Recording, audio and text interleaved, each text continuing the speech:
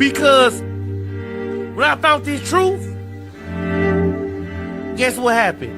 I put my birthday away. When I found this truth, I put the drugs away. When I found this truth, I quit whoring my sisters. When I found this truth, I started becoming a better man and a better person. Because now I know I'm on that narrow path. Now I know I'm on a righteous path. Now I know what I'm doing is gonna get me somewhere. These motherfuckers got scraps too, don't get caught lacking. Y'all seen these old cowboy movies? You go to the bar, nigga, you about to get tried. You go out and about, you got there drinking with your brothers and that shit, and you about to get tried out here, but don't be caught lacking. Don't kill your brother off some bullshit, man. Don't hurt your people, man. This is for protection only, man. I got family out this bitch, man. I got brothers out this bitch. I got to protect. Somebody trying to run up on us. We lacking. What we gonna do? Fight him? Fight a nigga with a machine gun? Now we're gonna bust your ass. We'll cut your head out and bring it back to the Lord, man. UPK shit, man. Hey, fam.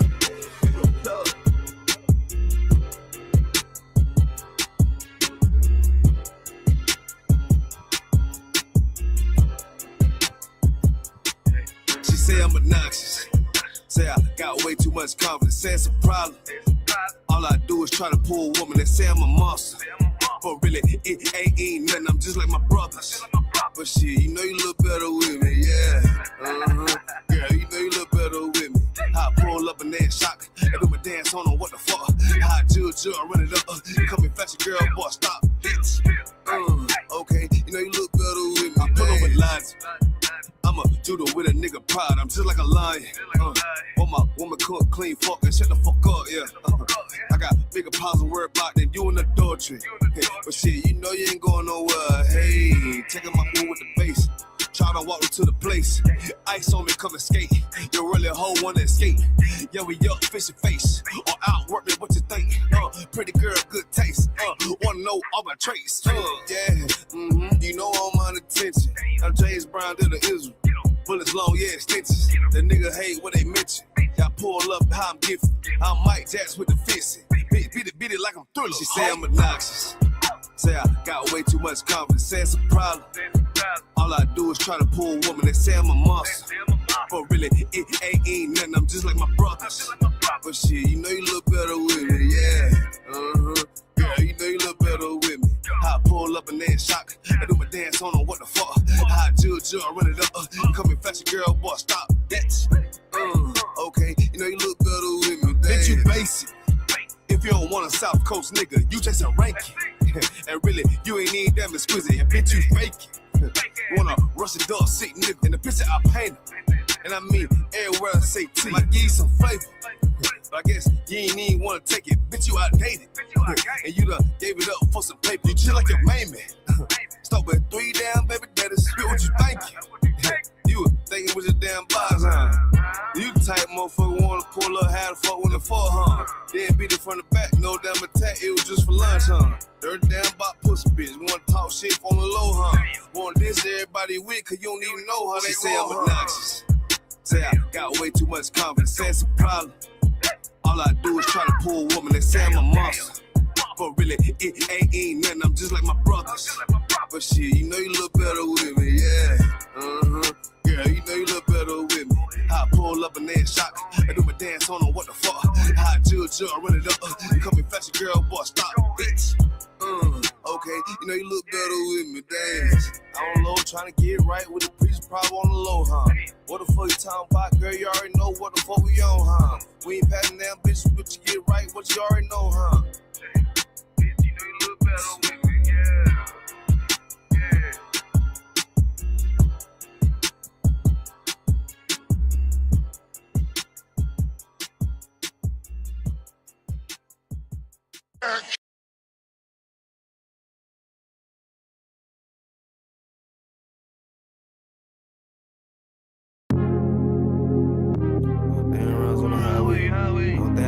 Lifestyle, that's my boss, bitch, and my wordplay. Hey, when I get mad, turn the Scarface. How when I get mad, turn the Sharface. Yeah, nigga. Fuck, I'm talking about that.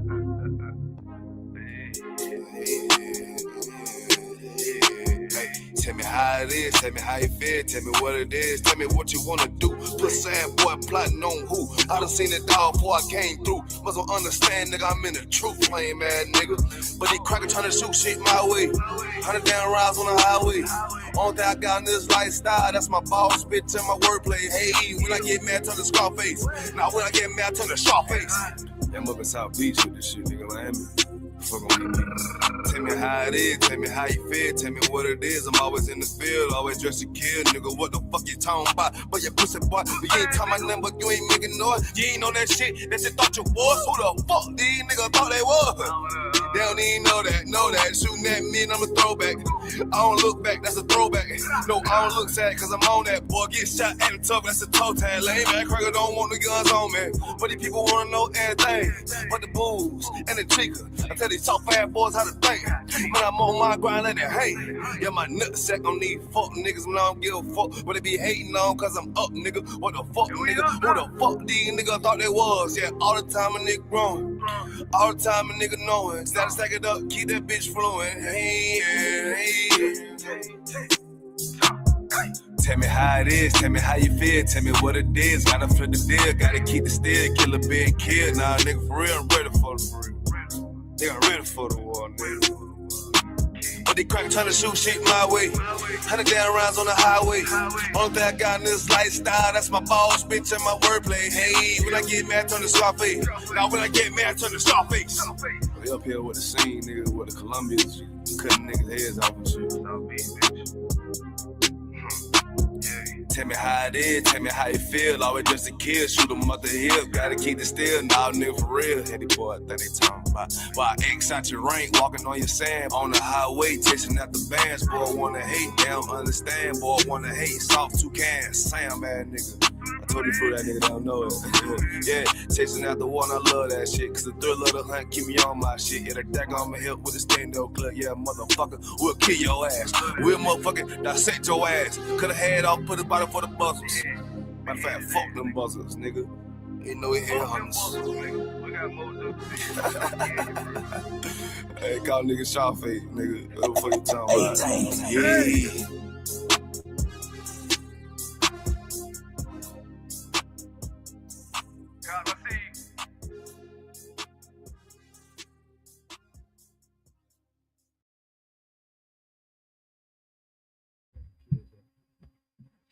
All right, Shalom Israel. This is the Israelite School of Universal Practical Knowledge. Started out of 1 West 125th Street, Harlem, New York, under Commanding General Yohana. This is the ISUPK Clean Brotherhood class. Let's go ahead and clap it up.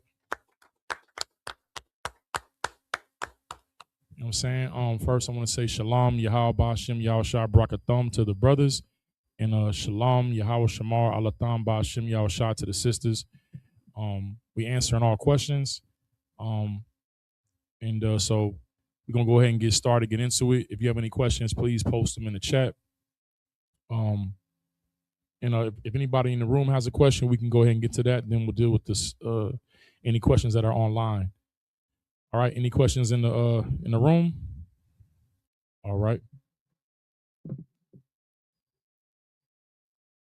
You can bring them up. You ask them a question with the camera. The water. I appreciate you.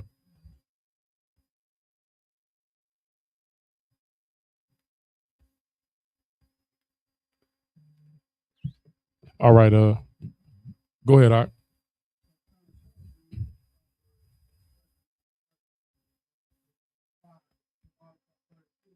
Most High in Christ. You can pull it up if you want to, Art. You said Proverbs. All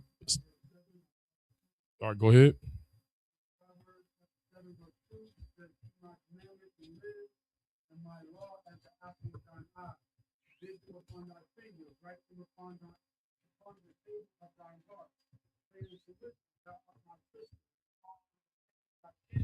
Mm-hmm.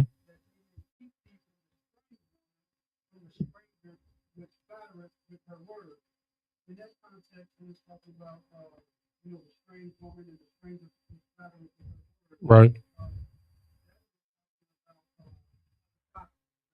That's give my hand. That's it. That's a fact. That's exactly what it's talking about. But it's also it is talking about doctrines, but it's manifold. The reason why we know it's talking about doctrines is because of what Christ gave us. I don't know where that's at in Revelations, where it talks about the virgins, and it's talking about the 144,000 then being virgins, meaning that they didn't, fornicate with other belief systems, other doctrines, other gods. But this is also talking about dealing with foreign women, and it's saying that. Well, let's start from the top, from what you read in the beginning.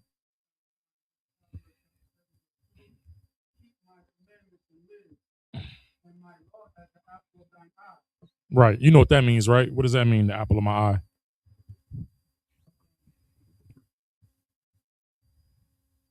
What's your granddaughter's name? Janaea. I see how you. I see how you are about all your daughters, right? But Janaea is like, she like the daughter of daughters, right? Being your right. So the way that you feel about Janaea, that's like the apple of your eye. Like, you are gonna watch over her. You're gonna protect her. You're gonna make sure that she's safe. You're gonna keep her what? Close. Exactly. So the apple of your eye is like it's the thing that you focused on more than anything else. Yeah, you got your other daughters because she's the baby. You concentrating on, you watching out for her. You know what I mean? So it's like, that's the apple of your eye, the thing that you value the most. Go ahead. Bind. Like, bind means like to tie, right? This is why we know that the so-called this is why we know that the so-called Jewish man is not a descendant of the Israelites of antiquity, because they take this scripture literally. They literally tie ropes around their hands and their arms, and they tie the Torah. They call it what's it called? Not a pocket theory. That's like the medicine container. It's called the phylactery. The water, please. The phylactery be like, just the thing ain't plugged up correctly. I'm not sure. Okay. It's called a phylactery. They tie a phylactery around their head. It's like a phylactery is a container for the Torah. Now, this was in our culture. We had these things, but they take this literally and they tie on their wrist and they tie it on their forehead, right? So this is not literal. This is something that you tie to your hand. It could be a short and a cord. I don't know. Salaki, y'all, for the technical difficulties. It's just a metaphor for saying something that you don't forget. I know a lot of times, I don't remember this, when I was in elementary school,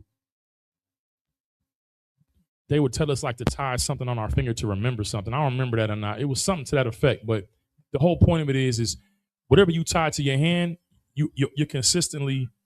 One second.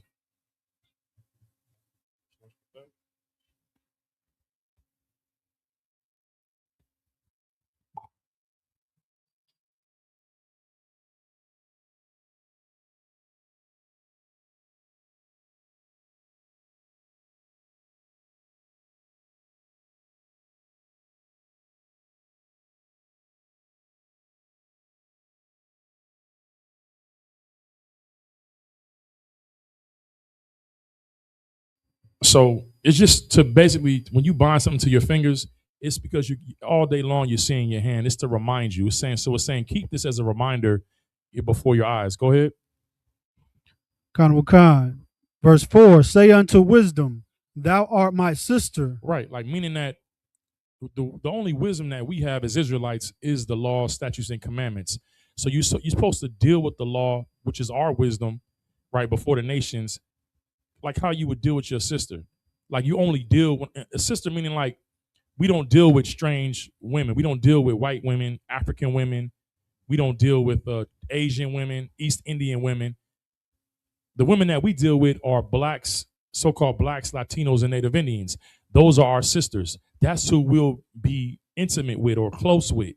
He's referring to wisdom that the Lord gave us, like how we should deal with our sisters. Keep them close. Same thing with the apple of your eye. Keep going. Khan, and call understanding thy kinswoman. Right. The Bible says that the fear of the Lord is understanding. Or no, the fear of the Lord is wisdom, and the knowledge of the holy is understanding. Your kinswoman is like your cousin. You're like your female cousin. You know what I'm saying? You're close with them. Keep it close. Keep going. Verse 5, that they may keep thee from the strange woman. Right, that they may keep you from the strange doctrines, but the law also tells us not to deal with strange women, right? So it's a manifold concept. So yeah, it's talking about strange doctrines, but it's manifold. So it's also talking about you being close to the law. You won't deal with women outside your nation as well. That's pretty much it on that. Because if you read the rest of the chapter, it actually goes into an actual situation of dealing with a strange woman. You dig what I'm saying? Or an adulteress. All right. Any more questions in the room? No sweat. Go ahead. The water, sir. I want to ask a question on the book of Genesis, chapter 6. All right. And verse 4. And particularly so they had like Christians and people talking about like, the book of Enoch and the Nephilim, and they'll use this scripture. Can you ask them, can they hear them? Can you put in the chat? Or if y'all could respond in the chat, if y'all able to hear the brothers in the room with the mic, are y'all able to hear them clearly? I'm sorry, please go ahead. So the reason why I asked, because, a couple of days ago, my rib had asked me about this because Christians were using this to try to further say the book of Enoch is real and believe in the Nephilim and all this extra stuff. And I just wanted a breakdown on this particular scripture. Let's get it. It's the book of Genesis, chapter 6 and verse 4. They were giants in the earth in those days. Mm-hmm. And also after that, when the sons of God came into the daughters of men, and they bare children to them, the same became mighty men, which were old men of renown. Which were of old men of renown. Okay. We're gonna start at verse 1 and get into that. Did anybody respond as far as like being able to hear the brothers in the? They're able to hear them? Okay, no sweat. Let's start at verse 1 for the context. It's the book of Genesis, chapter 6 and verse 1. Mm-hmm. And it came to pass when men began to multiply on the face of the earth. Uh-huh. And daughters were born unto them. Right? Right. Okay. Verse 2. That the sons of God saw the daughters of men, that they were fair. All right. So the sons of God. Now, what is a son of God? An Israelite. Yeah, that's true. Why? Give me more. Well, we're the children of God, so it makes us sons of God. What makes us the children of God? Because the Most High says so, like through lineage. Through lineage? What does that mean? Through lineage? What are you saying? Like through Jacob, and when his name was changed to Israel. But this isn't talking about Jacob. Okay, so let me ask you this. They're saying that this sons of God means what? What are the people that are saying the opposite, right, of what you're saying? Why are they saying that? Who are they saying the sons of God are? You just go ahead, Kahan. Like, is it the sons of Adam? Well, no, that's not what I'm asking. He said that his rib said that this means something else. I'm asking what, you don't have a mic? Oh yeah, please go ahead. I'm saying, what are they saying this sons of God is? That's what I'm asking. Go ahead. They're saying that these are angels. These are angels, right? Now, where are they getting the idea that sons of God means angels? Where are they getting that from?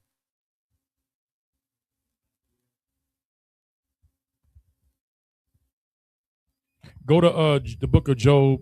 I want to say maybe verse 1 or 2. Just get me where, I'm talking about, Abiyar, where it says the sons of God gather themselves together. Give me that real fast. Now, my thing is that we're going to break this down, but you need to know where to go to show why we're the sons of God and where. Because if you bring up Jacob wasn't around right here.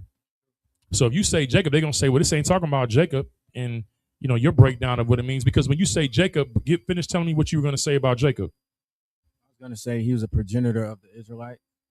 What does that mean, though? How did he become the progenitor of the Israelites? What happened? He wrestled with an angel. You got to speak into the mic. He wrestled with an angel, and his name was changed to Israel. And what does Israel mean?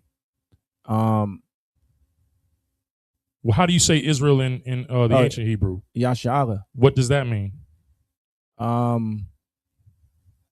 could be. Yah means the, Shar means prince, the prince of Allah the power. means power. Prince of the So power. the prince of the power, or the son of God, right? Because of the power is what we means God, right? Or the Most High. So a prince is the son of a king, which would mean the sons of the power, right? So that's where it comes from. But like I said, you're not incorrect. But a person can say, well, this wasn't going on. There wasn't no Jacob in Genesis. True. So then how would you show and prove that these sons of God are not what's being said here in the book of Job? Go ahead, Abiyar, read that. Sir, this is the book of Job, chapter 1 and verse 6. Now there was a day when the sons of God came present themselves before the Lord, and Satan came also among them. So we know these are not men. This is in the fourth dimension where the Most High's throne is at, and the angels are presenting themselves before the Most High. And we know in the story of Genesis with Jacob, when he fell asleep, right, in that particular land, he fell asleep on a rock and he had a dream, and it was what they call Jacob's ladder, which is where he saw the Most High sitting up on a throne and the angels coming up and down, right? Because why? They're coming down to take reports and going back up to give reports to the Most High on what's happening here on the earth. They're referred to as the eyes of the Lord, right? So this is what that's talking about. But what precept would y'all go to show that what's happening here in Genesis is not talking about angels? Go ahead. Cause I believe it's in it's somewhere in Luke, I believe, when that's exactly correct. It's Luke 1 in I want to say like 3 and 38 or 1 and 38. One of them. Go ahead and pull that.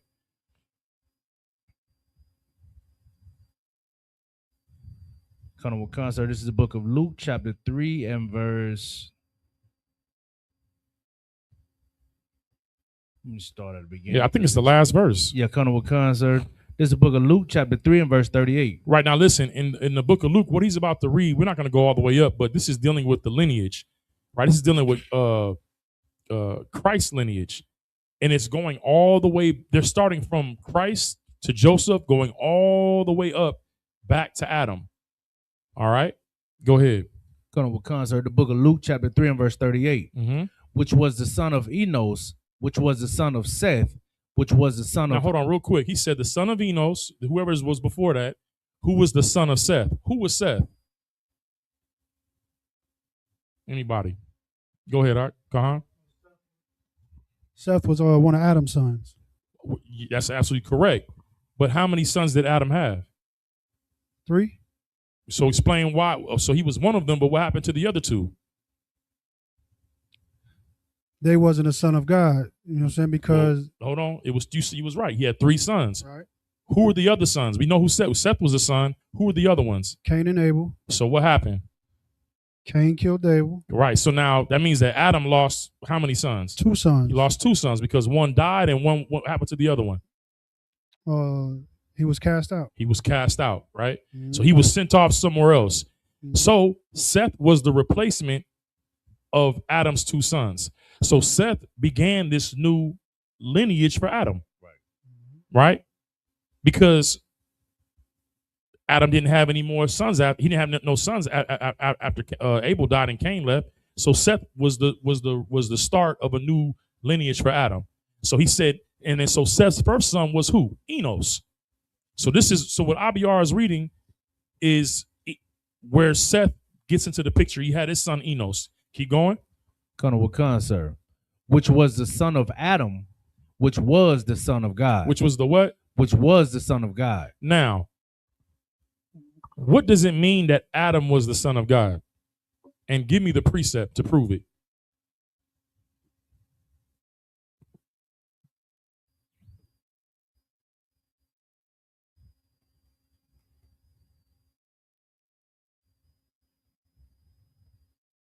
Why was Adam the son of God?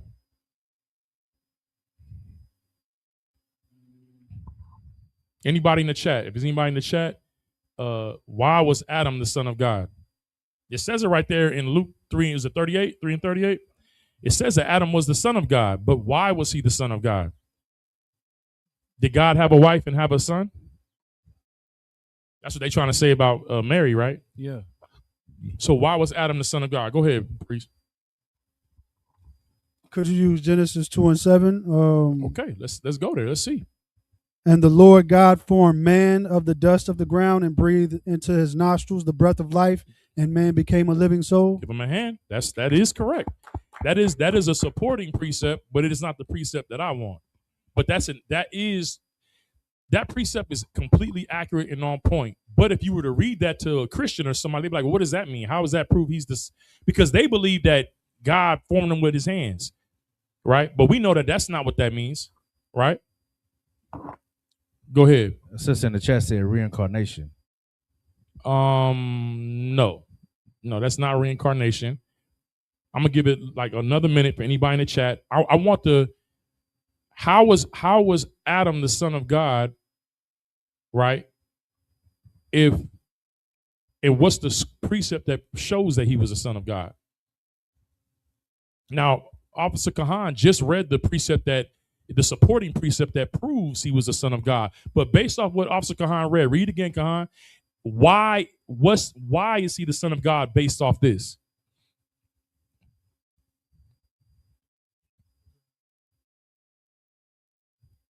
What was that? Genesis 2 and 7. Yep.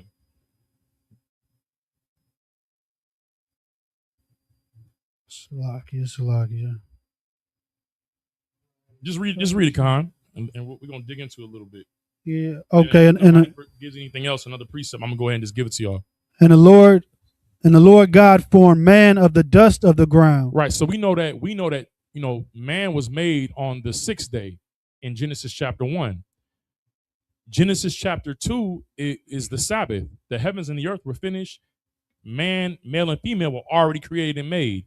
On this 7th day, what's happening? Based off what Kahan just read. Go ahead, priest. Well, Adam was given the breath of life. He was given the laws. Given the breath of life, which is the what? The laws. He was given the laws, right? So what makes Adam the son of God? Go ahead. Precept, sir. 2nd Ezra 6:54. I wasn't thinking about that one, but I want to hear it. I definitely want to hear what you got. Sir. And after these, Adam also, whom thou madest Lord of all creatures, of him come we all, and the people whom thou hast chosen. That's a good precept. That's not what I'm looking for. Okay. But that's a good precept. That's true. But I mean, let me ask you a question. Does being an Israelite alone make you a son of God? Why? Go ahead. So like if I could, I think being a son of God means you do the work of the Lord. You do the Father's will. That's good. I need more. I need the precept. Because you're right, Yahijah, but what's the precept for that? Anything in the chat? No sweat. Give me Romans 8. I want to say 8 and 28. I'm not mistaken. And then what's that? Romans 7 and 14.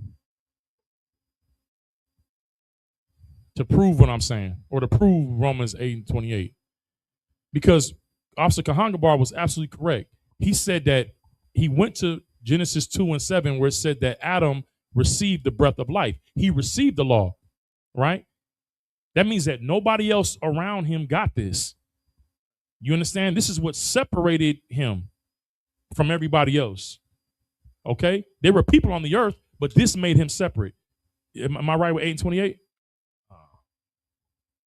No, that's not it. I'm looking for, is it Romans 8 and 8? Or 8 and 18? Try 18 first.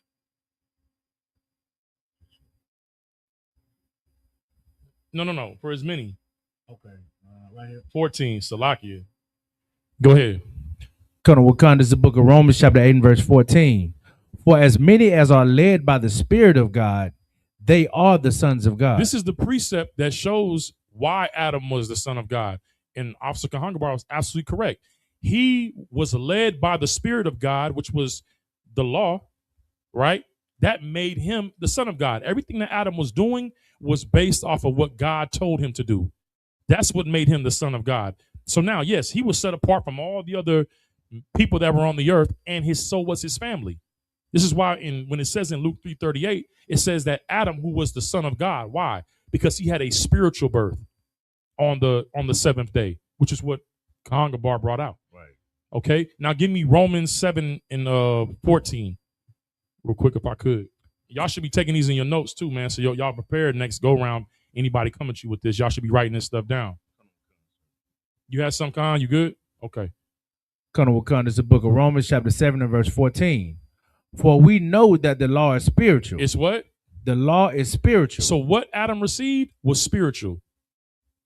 He received the law. He received the breath of life, which was the laws, statutes, and commandments of the Most High. He was led by that. And it was spiritual. So that's why he was the Son of God. So now let's go to what you're talking about. This is how we can show that the sons of God here, because if Abiyar goes back and reads 3 and like 30 or 25, it's going to show you from Christ all the way to Adam. Right. Why? Because these were the men that were led by the Spirit of God. This entire lineage was what kept us separate from everybody else. Even Abraham having 7 sons, only one son was given the promise, Isaac. He was the seed of the promise. You know what I mean? Down to Jacob, down to who Officer Yahya just said. I mean, down to from Abraham, Isaac, down to Jacob. You understand? So let's get back to what you was talking about, Yahya, in Genesis 6. Colonel Wakan, it's the book of Genesis. Read verse 1 again. Colonel Wakan, it's the book of Genesis, chapter 6 and verse 1.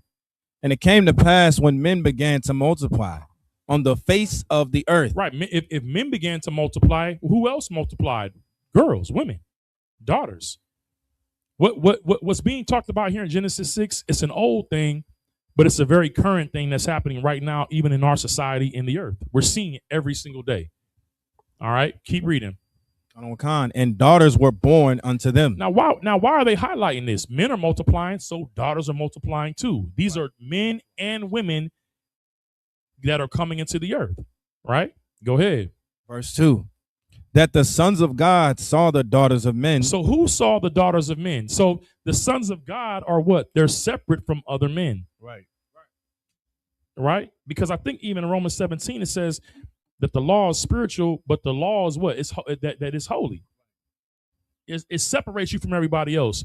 So these men who were set apart because they were the sons of Adam, they looked on the daughters of men. They looked on what? Other nationalities, other nations. And they did what? And saw the daughters of men that they were fair, and they took them wives. So they saw East Indian women. They saw Arabic women. They saw Chinese women. You know what I mean? Chun-Li, right? They saw white women. They saw every other nation and tribe and looked at them and said, man, they looking good. They saw African women. You know what I mean? And was like, they looking really good. And they began to do what? And they took them wives of all which they chose. Now, why was this an issue? Where can we go in Genesis to show that that the Lord had an issue with this? What precept? If I could. Go ahead. I want to see. Because, Kahan had y'all in the neighborhood. I'm really giving y'all too much even in saying that. Can I read it? Go, just what are you reading? You got the This is the book of Deuteronomy, chapter 7 and verse 3. Nah, I said in the same chapters. What I said. Okay, in the same book. Salakia. Go ahead. Down to verse 23, so Genesis 2 and 23.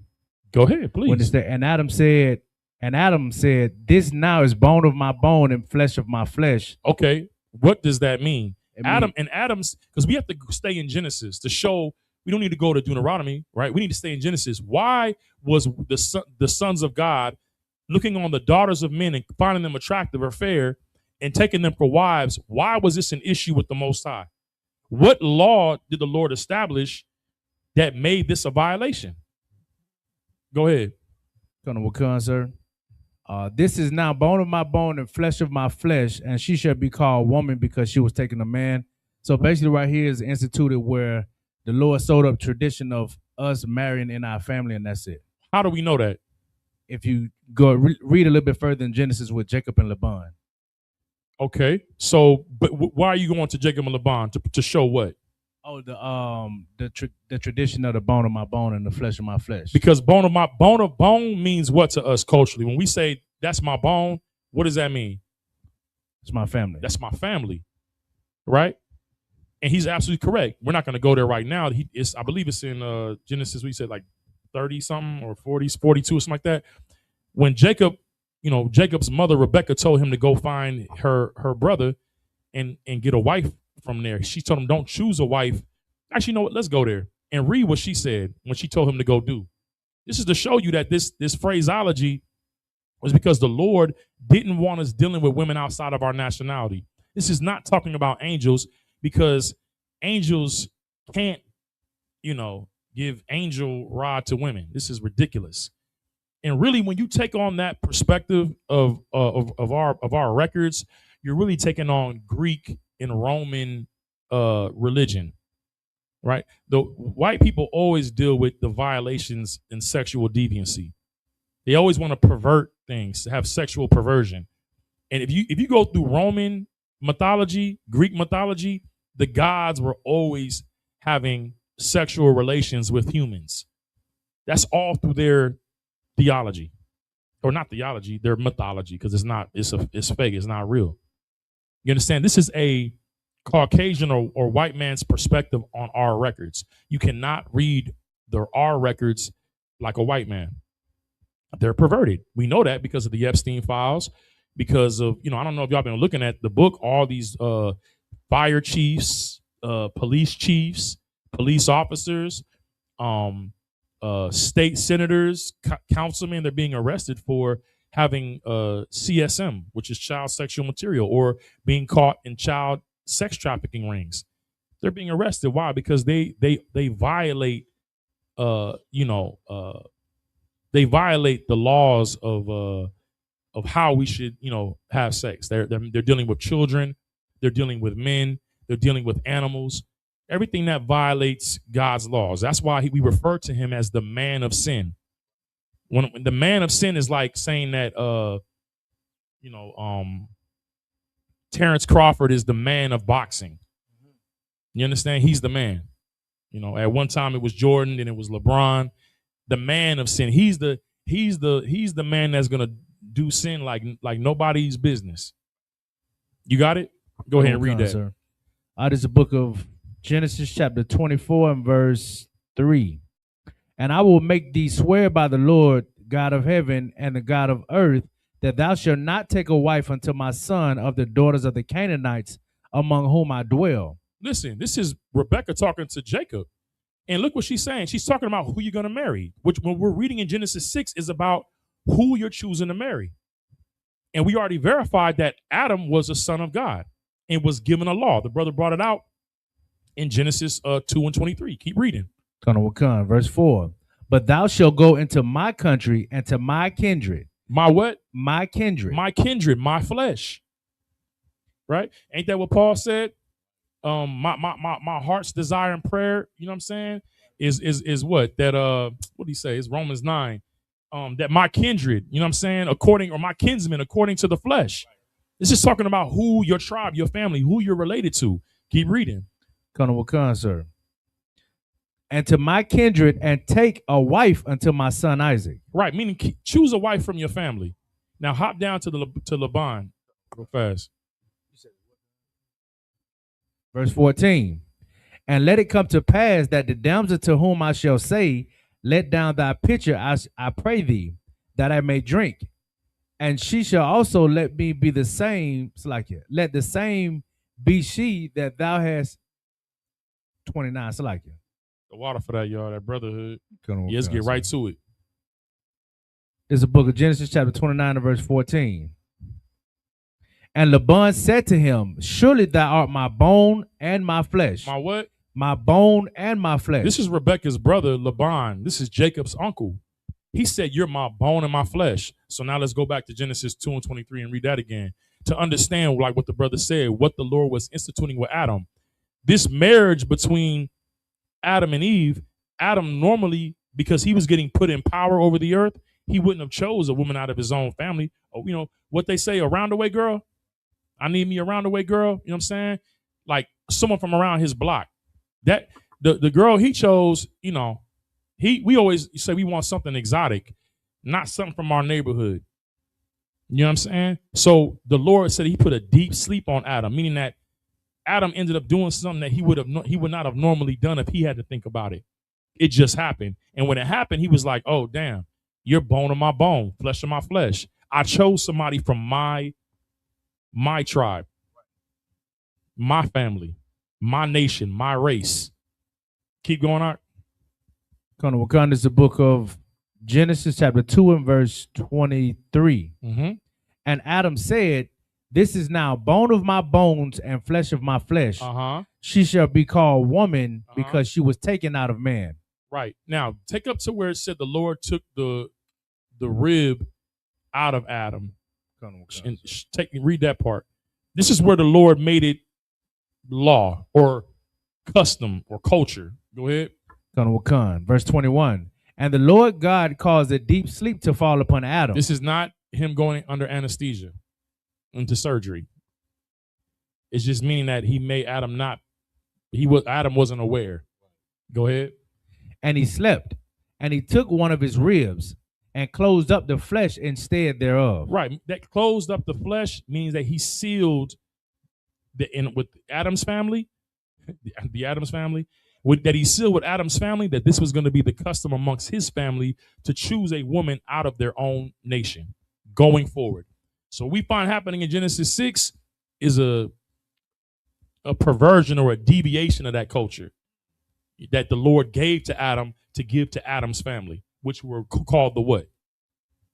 What was Adam's family called? Oh, the Adamites. Kahangabar. What? No. Kahangabar. The sons of God. The sons of God. That's who Adam's family was, the sons of God. Now, Yahajah, let's read it. Verse 2 again. Book of Genesis, chapter 6 and verse 2. That the sons of God saw the daughters of men, that they were fair. And they took them wives of all which they chose. Right. Verse 3. And the Lord said, my spirit shall not always strive with man. So let me ask you a question. For the Christians that say that these are angels, if angels are choosing women to have sex with, why is the Lord angry at men? What could a man do to stop an angel from taking his daughter? How could a man prevent an angel from taking a woman or a daughter of his? If the Lord is saying my spirit won't always strive with man, why is the Lord angry with man about what angels did? Someone give me that breakdown. If the Lord's angry with men, it must be men that committed the violation. Keep reading. For that he also is flesh. Okay. So who the Lord's angry at, he has flesh. You know what I'm saying? In Hebrews, the Lord talked about how Christ was made like unto his brethren, not like unto the angels. Now, I'm not saying angels can't take on the form of a man, but they are celestial. They're not terrestrial, meaning that they can function in the earth, but their realm is a celestial realm. Men, our domain is here under the sun on the earth. All right. Right now, the Lord is talking about dealing with men. Keep reading. Yet his days shall be 120 years. If angels were having sex with women, why would the Lord reduce the age of men? Before this, men was living like up to 900 years, 800 years, 700 years. Why would he punish men with a shorter lifespan if it's angels that did it? How does that make sense? Your Christian pastor or these people talking about the Ethiopian Bible, first of all, God hates the Ethiopians. The Ethiopians fought against Asa. They brought him. I can't remember the leader of the Ethiopians' name. It was started with an X, I think. At any rate, 1 million Ethiopians with chariots came against King Asa. The Lord slaughtered all of them. The Ethiopians were our enemies. They were the sons of Cush. They were Hamites. Why would God give the records of the Israelites to Ethiopians and give them some type of hidden knowledge when they were our enemies? That and right now the Ethiopian Bible is hot on the market. That's where everybody, we got the real Bible, the Ethiopian Bible. The Lord don't care about them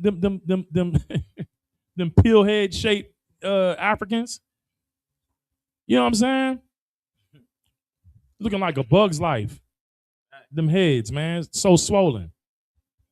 Like waterhead babies. The Lord ain't dealing with them. They ain't got no secrets. These books that you're talking about, these are, it's toilet paper, it's garbage. You understand? None of that is real. All right? Read verse 4. Con. It's like if I could, this is where my question lies on a particular word. Go ahead. Con. Verse 4. There were giants in the earth in those days. Right. Let me ask you all a question. Are there giants in the earth right now? So like if I could. Go ahead. Con. Okay, give me an example of a giant. Like, and correct me if I'm wrong, please, Adawan. But like, Shalom, sis, how you doing? The man is right. That person would be high up in society. What's the last word you used? In society. Give him a hand, right? Now, so that's exactly correct, Yahidra. We use terms like giants of industry. Like right now in the earth, Elon Musk is a giant. What's the Facebook devil? Mark Zuckerberg is a giant. Peter Thiel with his company is a giant in industry. Jeff Bezos is a giant in industry. I mean, even Trump is a giant in industry in the earth. These are people that have great means. Now, give me somebody in our culture that is a Nephilim, that is a giant.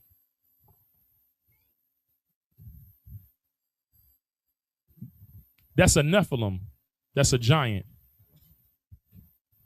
Bob Marley. Give him a hand. That's not what I was looking for. But he's dead, but that's not what I was looking for. Because, well, you're right, but you're wrong. Because for them to be a Nephilim, their father would have to be a what? No. A Nephilim is the product of a what? The product of. Go ahead. Go ahead. Another one would be something like Blake Griffin. Yeah, but I said a giant right now that we all know is a giant. I'm gonna help y'all out because y'all taking too long. Iceman. Drake. Give Tapazar a hand. I'm playing, y'all.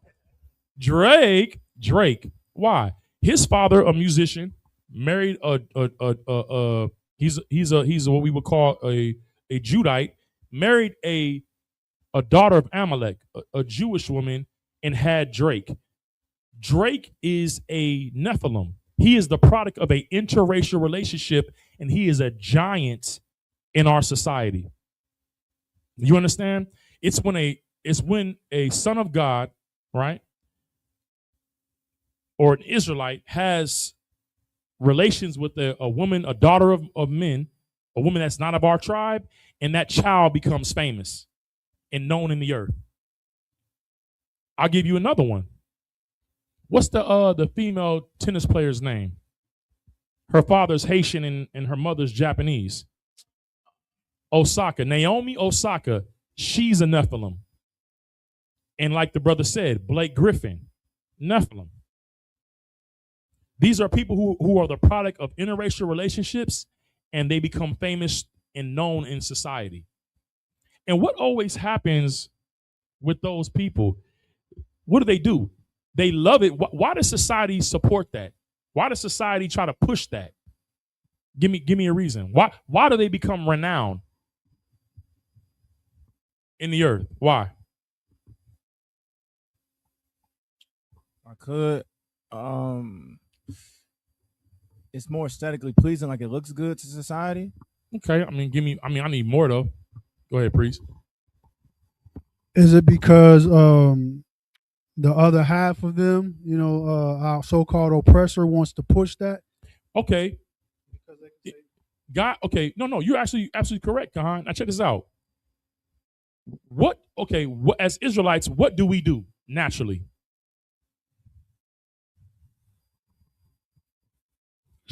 Shine, dominates. It's to the point where it's like you're barely seeing other nations on football fields or the basketball courts. It's we dominate without trying, right? John Jones just dominates, right? But if John Jones' mama is white, then what do they get? They get part of the glory. The reason why the other nations love to, even with Naomi Osaka, they would talk more about her mother in the Japanese side and disregard the Haitian side. And she got pissed about that. There was an interview. She's like, I'm not going to deny my father and my Haitian people. She had to highlight it and fight for that because they were trying to use the Japanese side of herself, even though we know that you're the seed of your father. They tried to highlight the other nation through her exploits. That's what, because who did God choose? God had a chosen people, and he wanted that people to be what? The dominant nation on the earth. So when you have an interracial relationship, you're taking glory from God. You're taking glory from who he chose. Because why? Now he don't get the glory because I didn't choose them. But now they're intertwined in this situation. Now attention gets taken away from who I chose and who I want to rule, and it gets put on another nation who's supposed to be what? Just that, or to be perfectly honest, they mean nothing to him. I can prove it to you. You had 2nd Ezra 6, right? Let's go back and read it. The Lord doesn't want something that's nothing to get glory. Think about how offended God is by nothing taking away his glory. You know what I'm saying? Something that's nothing gets to share glory or take glory from God. That gets him pissed off because he already chose the characters. He said, these are the superheroes. These are the villains or the nothing. And then you take the nothing and you make the nothing something. He's offended. You've offended the Lord. He's pissed. He's like, I'm not going to argue with y'all. I ain't going to strive with man. I already told your father how I wanted this done. And y'all doing your own thing. That's where the anger came from. Go ahead and read that. This is the book of 2nd Ezra, chapter 6 and verse 54. And after these, Adam also, whom thou madest Lord of all thy creatures. So the Lord made Adam the Lord of all his creatures. This is not just talking about animals. This is talking about all of man that was created on the 6th day. Adam and his family were made Lord over everyone on the earth. Go ahead. Of him come we all. Of him come we all. Everybody that's here comes from Adam. Why though? Adam was not the first man, but why do we all come from Adam? Anybody, officers? Why do we all come from Adam? Anybody? The people that are here today in the earth, why do we all come from Adam? Through Noah's sons, from the flood. What happened? Why is it through Noah's sons? What happened to everybody else? Everybody else, the Lord, because of interracial relationships, the Lord flooded the whole earth. That's exactly right where we at with you. I thought you were going to answer first. You know what I'm saying? Because of the flood. We all come from Adam because everybody else was destroyed. Only Noah was left, and Noah was a son of Adam. He was a son of God. Then Noah had 3 sons, and the Lord separated one from the 3 that he had, which was Shem. And through Shem, the Lord chose Abraham. And from Abraham, you had Isaac and Jacob. Then you had the children of Israel. So of Adam come we all. Yes, we all come from Adam. But read. And the people also whom thou hast chosen. And the people whom the Lord chose. So we all come from Adam. But out of those, everyone that comes from Adam, the Lord had a chosen people. Don't ever take heed to someone who says God don't have a favorite. God don't have a chosen people. God loves everybody. That's the doctrine of devils. It's a lie. If you believe in the Bible. Now, if you got your own little denomination or non-denomination, non-denomination is a denomination. Oh, I'm non-denomination. That's a denomination. All right. You coming up with your own religion, that's fine. But according to our records, the records of the Israelites, God has a chosen people and a favorite. Keep reading. Verse 55. All this have I spoken before thee, O Lord, because thou madest the world for our sakes. Right. Whose sakes? For our sakes. The Lord made the nation, the world of Israel, and he made the earth for our sakes. The Lord, all this beauty that you see in the earth, all these resources, all this abundance, all this beauty, he made it for us. And he's going to show you. Go ahead. Go ahead. Read. Let the Lord speak. Verse 56. As for the other people. As for what? As for the other people. As for everybody else outside of so-called blacks, Latinos, and Native Indians. Go ahead. Which also come of Adam. What? Thou hast said that they are nothing. Y'all are NPCs. You're just NPCs in the earth. You're only there for us to interact with and to utilize for our benefit. You have no other. When you say, well, why would God make everybody and only love one people? Because you're NPCs. Like how a person makes a video game and you have the main character, and then they have to interact with, little people that have a script, a code script. And when we bump into you, you can only say the code script. Y'all think racism is something that's deep, or like y'all 13% of the population but commit the majority of the crimes. You're an NPC. That's why you repeat the script, because you can't even speak for yourself, because you're not even really a living soul. You don't have the breath of life. All you have is the script, because y'all react to us the way you do because you exist, but you don't exist for anything outside of us. That's why you're always you ever wonder why our enemies are always looking at us as the focus? It's like for them to remain in their position, they have to focus on tearing us down. Why? Because our world was made for our sakes. So for them to exist in this world and have any kind of enjoyment, we have to be at the bottom. But this is just some bad programming, because we didn't follow suit with our program. But it's going to get put back in order. And then you guys are going to live fulfilling lives. You're going to have great days of labor. The unemployment rate is going to be at 0%. Everybody's going to know their purpose. You're going to have a purpose-driven life. You know what I'm saying? Nobody's going to be idle. Nobody's going to be bored. You know what I'm saying? You're going to be doing a great work. You're going to be doing the works of God. Right. You understand? It's just that you're going to have, managers and supervisors to ensure that the work of God is being done. That's all. You know what I'm saying? We're going to welcome you into heaven in your rightful place. I mean, that's what the scriptures say, right? You're going to be put in your place. Right? Right? Go ahead, please. And not only are they going to be put in their place, does say, if the Bible, right, it also says that they're going to love it. Yes, you're going to love it. And if you don't love it, you're going to get, deleted. But speaking in computer terms. Right. Keep reading. Colonel Wakan, sir. Thou hast said that they are nothing, right, but be like unto spittle. Like unto what? Like unto spittle. Someone tell me what spittle is. What is spittle? What do people think about spittle?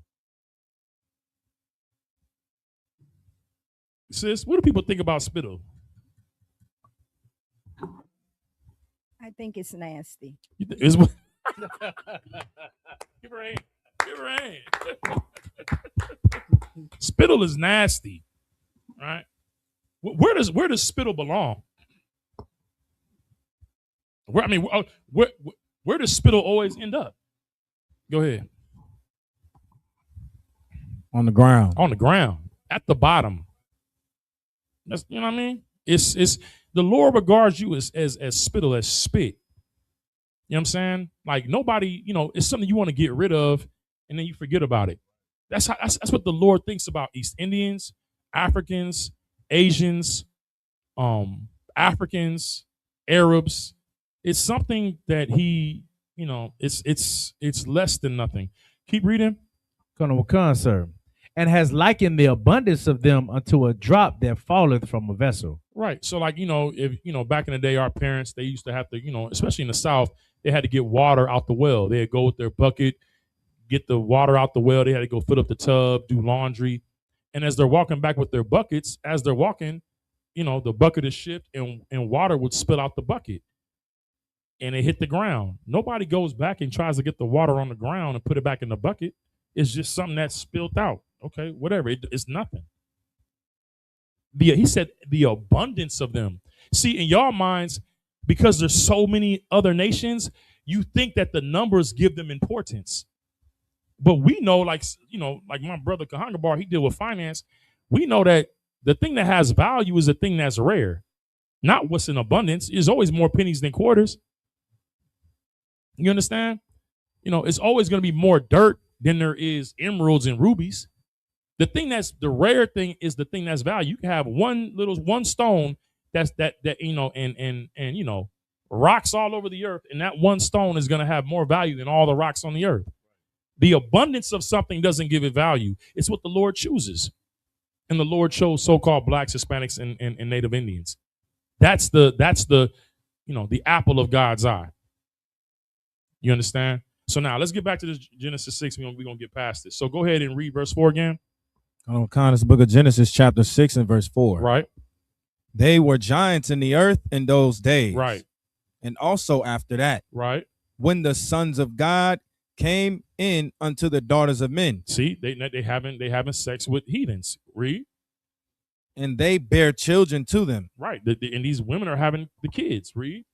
The same became mighty men, which were of old men of renown. Right. Meaning that now these people become famous in the earth, not the sons of God. Why? Because the sons of God are not having sons of God.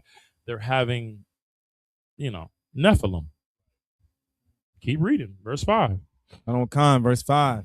And God saw that the wickedness of man was great in the earth. God saw the wickedness of man was great. What was the wickedness? That Adam's sons were taking on women of other nations. He saw that as wicked. Interracial relationships are wicked to the Lord. Keep reading. And that every imagination of the thoughts of his heart were only evil continually. He looked at them, our Adam's family, his sons was looking at these women like, oh my. And they went crazy with it. Now what? Now, what's that brother with the video? He's like, oh, I'm trying to see something. He'll run across brothers with a white woman. He'd be like, hey brother, you doing good? You're not losing the race, right? Her forefathers was watching your ancestors get hung lynched for a sport. And the dude be stuck like, you know that, right? Are you gonna have kids with her? Maybe. Oh, okay. So you don't care about what happened to the ancestors, right? And then a little thing come in. Oh, I'm trying to see. We need that too on the soundboard. I'm trying to see something. You know what I mean? It's and also what it's doing is it's creating confusion.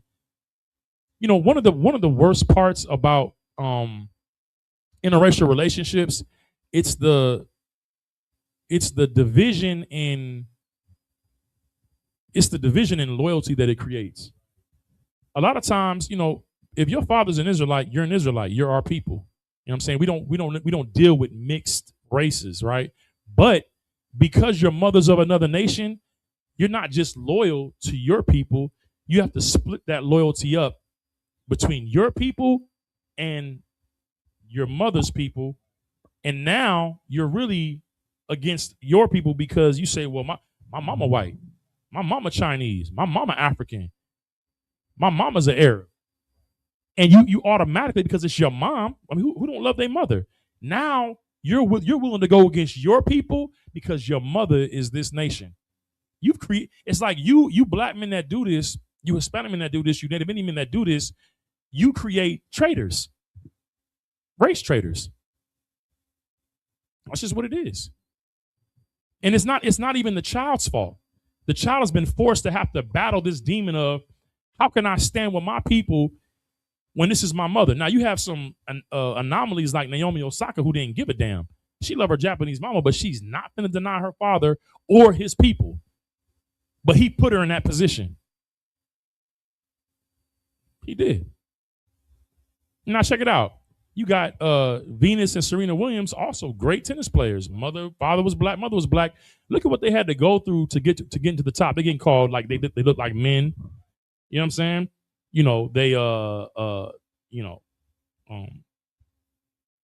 They're built like masculine and they look like, they call them like, apes and all that kind of stuff.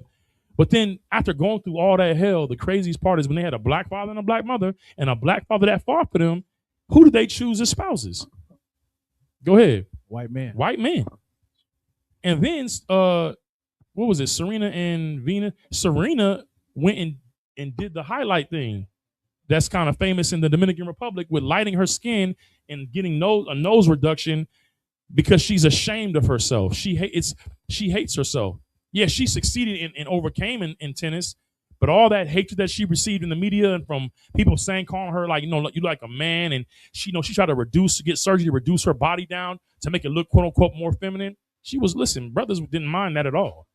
All that shape, you know what I'm saying? Like we love that. You know what you mean? You look masculine. You look like a woman. You understand? And that psychological and racial damage caused her to choose somebody. And it's so sad because now your children, the Lord looks at them as nothing. You know what I'm saying? At least when a father do it, they got a chance. They have an opportunity still. When the mother does it, it's over with. Now, listen, I be seeing so many sisters with I seen a sister the other day, RBR. I was up in a HEB parking lot. She was with a Moabite. I rarely see that. And she was bad. She was bad, bro. And they were wearing these pink shirts, and it said, what was some silly like effeminate statement on the shirt, but they both were wearing them. And I'm looking like, why? What are you doing? And then all her kids, I'm like, all your kids are nothing. And when I see then in that same day, I saw it was some type of polygyny thing, but it was a white man, a white wife with their white baby, but then the black woman was with them. And I could tell because I'm like, oh, y'all together. And then they had her go put the card up. she the concubine in this whole situation. And I'm like, and she saw me too, because I was taking pictures. I was like, let me take a picture of this. All right. She saw me. She was like looking at me like, and cause I was just looking like how your eyes are looking at me. I'm just looking, and I could tell she could feel it like you're in a mess right now. Like, what are you doing? You know what I mean? But I'm gonna tell you why. Black women who choose white men, they think it's going to protect them. And what you end up finding out is that like that white man who took that black woman overseas, and he took her life. He took her life. You know what I'm saying? These men are. You saw what's the video where the white dude ended up killing the black woman, and he beat her down, and then on the phone he was like, "Did I do this?" She's like, "No, it's my fault. You didn't do anything," and he ended up killing her. You know what I'm saying? Unaliving her, Salakia. You don't have you think that because the white man is in power that's going to provide you safety in this society by being with him, and you're really ashamed of that we're a byword in this society, meaning that a black man is looked at as like the lowest thing in all the earth, and you're ashamed to be with a black man because of it. But the Lord, that's what the Lord wants. It's what the Lord imagined. So what the Lord looks at what you're doing is wickedness, and vice versa. I don't know why every brother got to choose the most nastiest looking white woman to get with. Some bowl of mayonnaise and and cottage cheese, trailer park tier white woman. You know what I'm saying? Yeah, black women got a lot of mouth, but so what? I mean, I know what to do. I know how to handle that. When they got a lot of mouth, it just means that. Never mind. All right. Verse 6. Yeah, just like you. The book of Genesis, chapter 6 and verse 6. And it repented the Lord that he had made men on the earth. Had made man on the earth, Salakia. And it grieved him at his heart. The Lord is grieved with interracial relationships. Keep reading. Verse 7. And the Lord said, I will destroy man whom I have created from the face of the earth, both man and beast, and the creeping thing, and the fowls of the air, for it repenteth me that I have made them. Let me tell you something. You know how if you ain't never really been up in the hood, when you hear about, and I'm not highlighting this, and no, it's not a good thing. When you hear about somebody like a family getting taken out, right? Like doors kicked in and the family get taken out, and then you find out the pets got taken out too, you be like, damn, something happened. Like they took the dog, they killed the dogs and the cats. Everybody there, the family and the animals. That's like, you be like, oh, something went down. For everybody to get taken out. The Lord was so angry about this. He wanted man gone and the animals gone too. All the animals, all the creation, he wanted it all wiped out. That's how angry he got about this. See, y'all take it light. I mean, love is love. You're going to love who you love. Okay. That's cool. You know, that's the society we live in right now. Right? So-called melting pot. But I mean, Carmelo Anthony, the only one that's burning in hell right now. You know what I'm saying? He is in eternal torment right now. He's in hell right now. You understand? He's melting. But clearly he's on a melting pot. All white jury, white judge, white prosecutor, white defense attorney. And apparently he's in the jail with the cousin of Metcalf, who's a warden of the prison that he's in. Somebody melting. It ain't them. Right? The Lord was angry by this. And let me tell you something. When Christ comes, it's saying that we're going to be in the same position. Read it, if you could. This is the book of Matthew, chapter 24, and verse 38. For as in the days that were before the flood, they were eating and drinking, marrying and giving in marriage. So listen, who's saying, what's the color of these words? Red, sir. Christ is saying this. Christ is going back to this situation. You think he's talking about people think, oh yeah, when Christ comes back, the angels going to be on the earth having sex with women. Would y'all stop? What's going on? For Christ is gonna return. He's coming. What's happening right now? The same thing that happened in the days of Adam. Interracial relationships. Listen, Robert Griffin. I live in Coppers Cove. Robert Griffin has a street in Coppers Cove called Robert Griffin III Street, whatever, right? Robert Griffin makes a post on Facebook and says he's sitting there with his white wife and their children, and he says, "Happy Juneteenth Day. Shout out to my ancestors that made my family possible." Nigga, what? Captain Kahan made a post saying we are in the last days. Robert Griffin's children are Nephilim. That's it. Today, he's proud of it.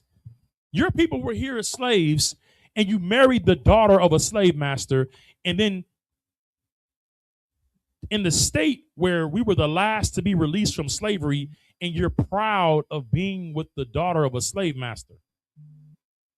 And you say, "Happy Juneteenth." We have a lot of work to do. Commander Johnny has commissioned us to do some work. We have work to do. Keep read it from the top. This is the book of Matthew, chapter 24, and verse 37. But as the days of Noah were, so shall the Son of Man, so shall the coming of the Son of Man be. So you trying to tell me that this is going to be fallen angels? What y'all looking for the aliens? Y'all looking for the aliens? Y'all saw when the alien.gov talked about they are amongst us. Who was they talking about? They're some out Hispanics and Native Indians and our people, so-called Negroes, right? Haitians and West Indians, Cubans. He was talking about Israelites. They are among us and they're here illegally and they've been with you. And if you see them, report them to your local, you know what I'm saying, alien location department. He's talking about ICE, man. They use that whole alien montage as a mockery to mock the oppression that they're giving Blacks, Latinos, and Native Indians. So it's crazy that aliens are in spacecrafts, and then the aliens that they refer to are us here in America, in the earth. The only aliens are the angels and the Most High, and then the Israelites, apparently. Right? The sons of God. Right? So as in the days of Noah, so shall it be when the Son of Man returns. What? Interracial relationships will be rampant. That's what that's talking about in Genesis 6. So I hope I answered your question. Make sure like whatever those precepts are, just if you want, I know I went into it kind of in depth, but to keep it short, just go to Luke 3:38, Romans 8 and 14. Yeah, and Genesis 2, Romans 7:14, Romans 8:14, and then Genesis 2:7. All right, and that's the breakdown for that. The water, sir. All right, no sweat. Any comments or questions you want to read, Abiar? We got a few questions in the chat, sir. Okay. Sir, Salakia. Sister says, Salakia, sir. Bob Kashai, I have a question in Matthew 15, 26 to 28, and Mark 7 and 26. Good night. Okay, let's go. What was the great faith that Christ said to the white Greek Canaanite woman about healing her daughter? Ooh, that's an excellent question. Let's get it. Colonel Wakan, so this is the book of Matthew, chapter 15, and verse 26. Well, hold on. Yeah, read that. Go ahead. Colonel Wakan. But he answered and said, I'll start at verse 24. Okay. This is the book of Matthew, chapter 15, verse 24. And he answered and said, I am not sent, but unto the lost sheep of the house of Israel. That's pretty clear. Christ is saying out of his own mouth, Christ died for everybody. He loves everybody. He's saying right here who he was sent to. Read again. Colonel Wakan. This is the book of Matthew, chapter 15, verse 24. But he answered and said, I am not sent, but unto the lost sheep of the house of Israel. That's pretty plain. Go ahead. Verse 25.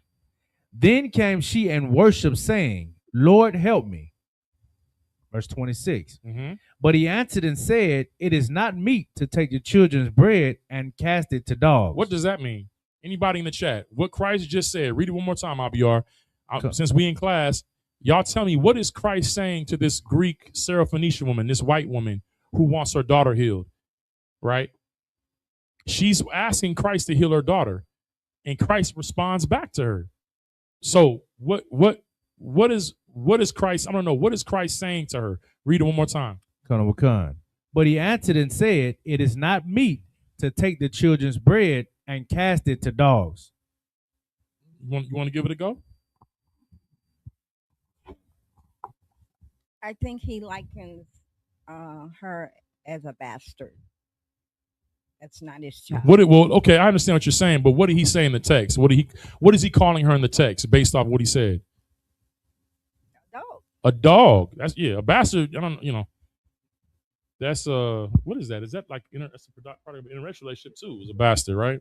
So, but he's basically calling her a dog. But what is he saying though, sis? Read it again, Abiyar. Colonel Wakan. But he answered and said, it is not meet to take the children's bread and to cast it to dogs. He said it's not meat. Meat is an old English word or term that means that it's not appropriate. It's not fit. Meaning that if you have a household and you have kids and it's dinner time, right? And you have dogs, you have pets, it's not appropriate to feed the dogs at the dinner table, nor is it appropriate to feed the dogs before you feed your own children, right?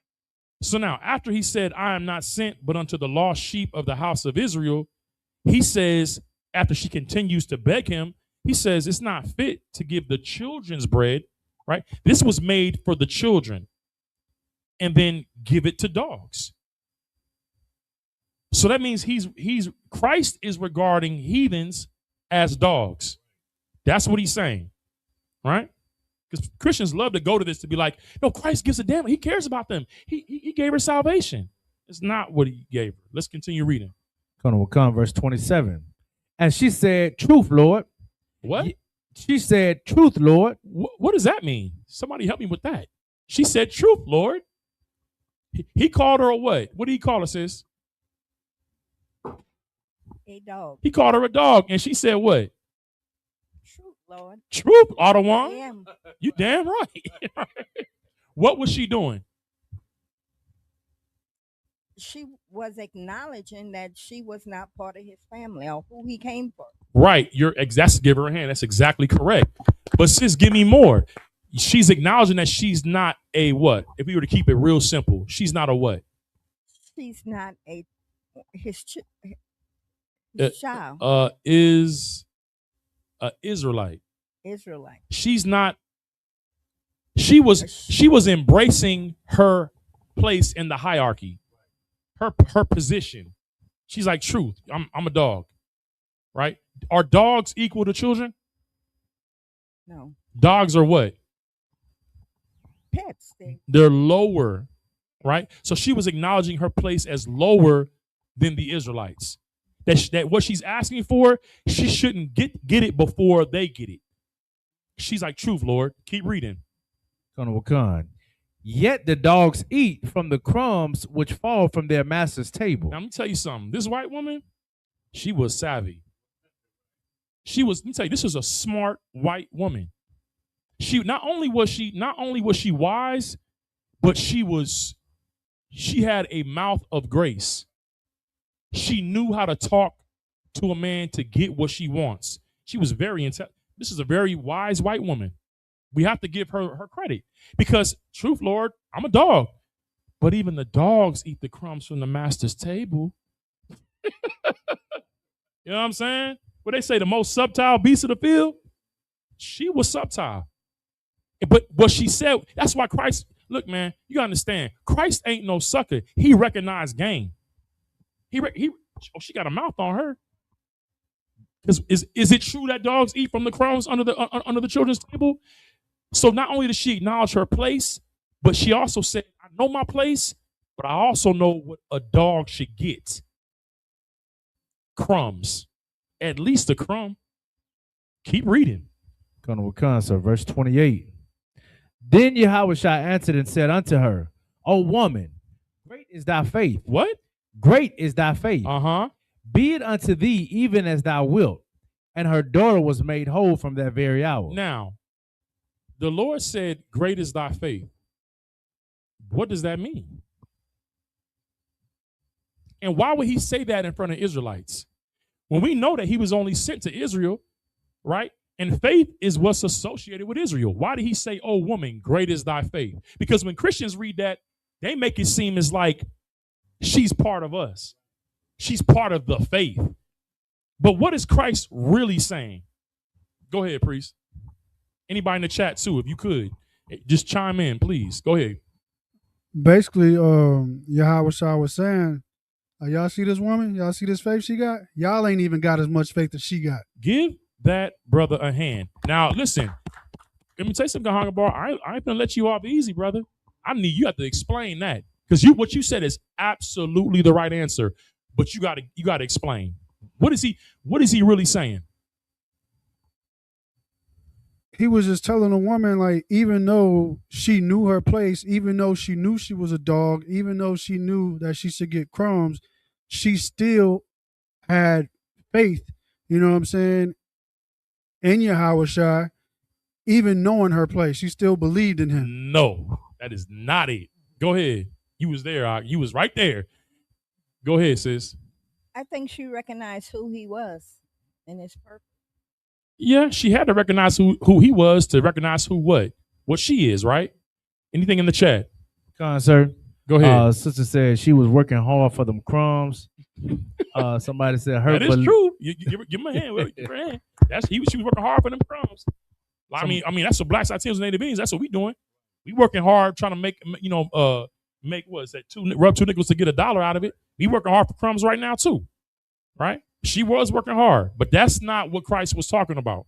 Got a few more answers in the chat. Go ahead. Somebody said her belief in his ability was strong. Somebody says because we were lacking faith, and he used her as an example. And example? Who said that? I don't know what this is.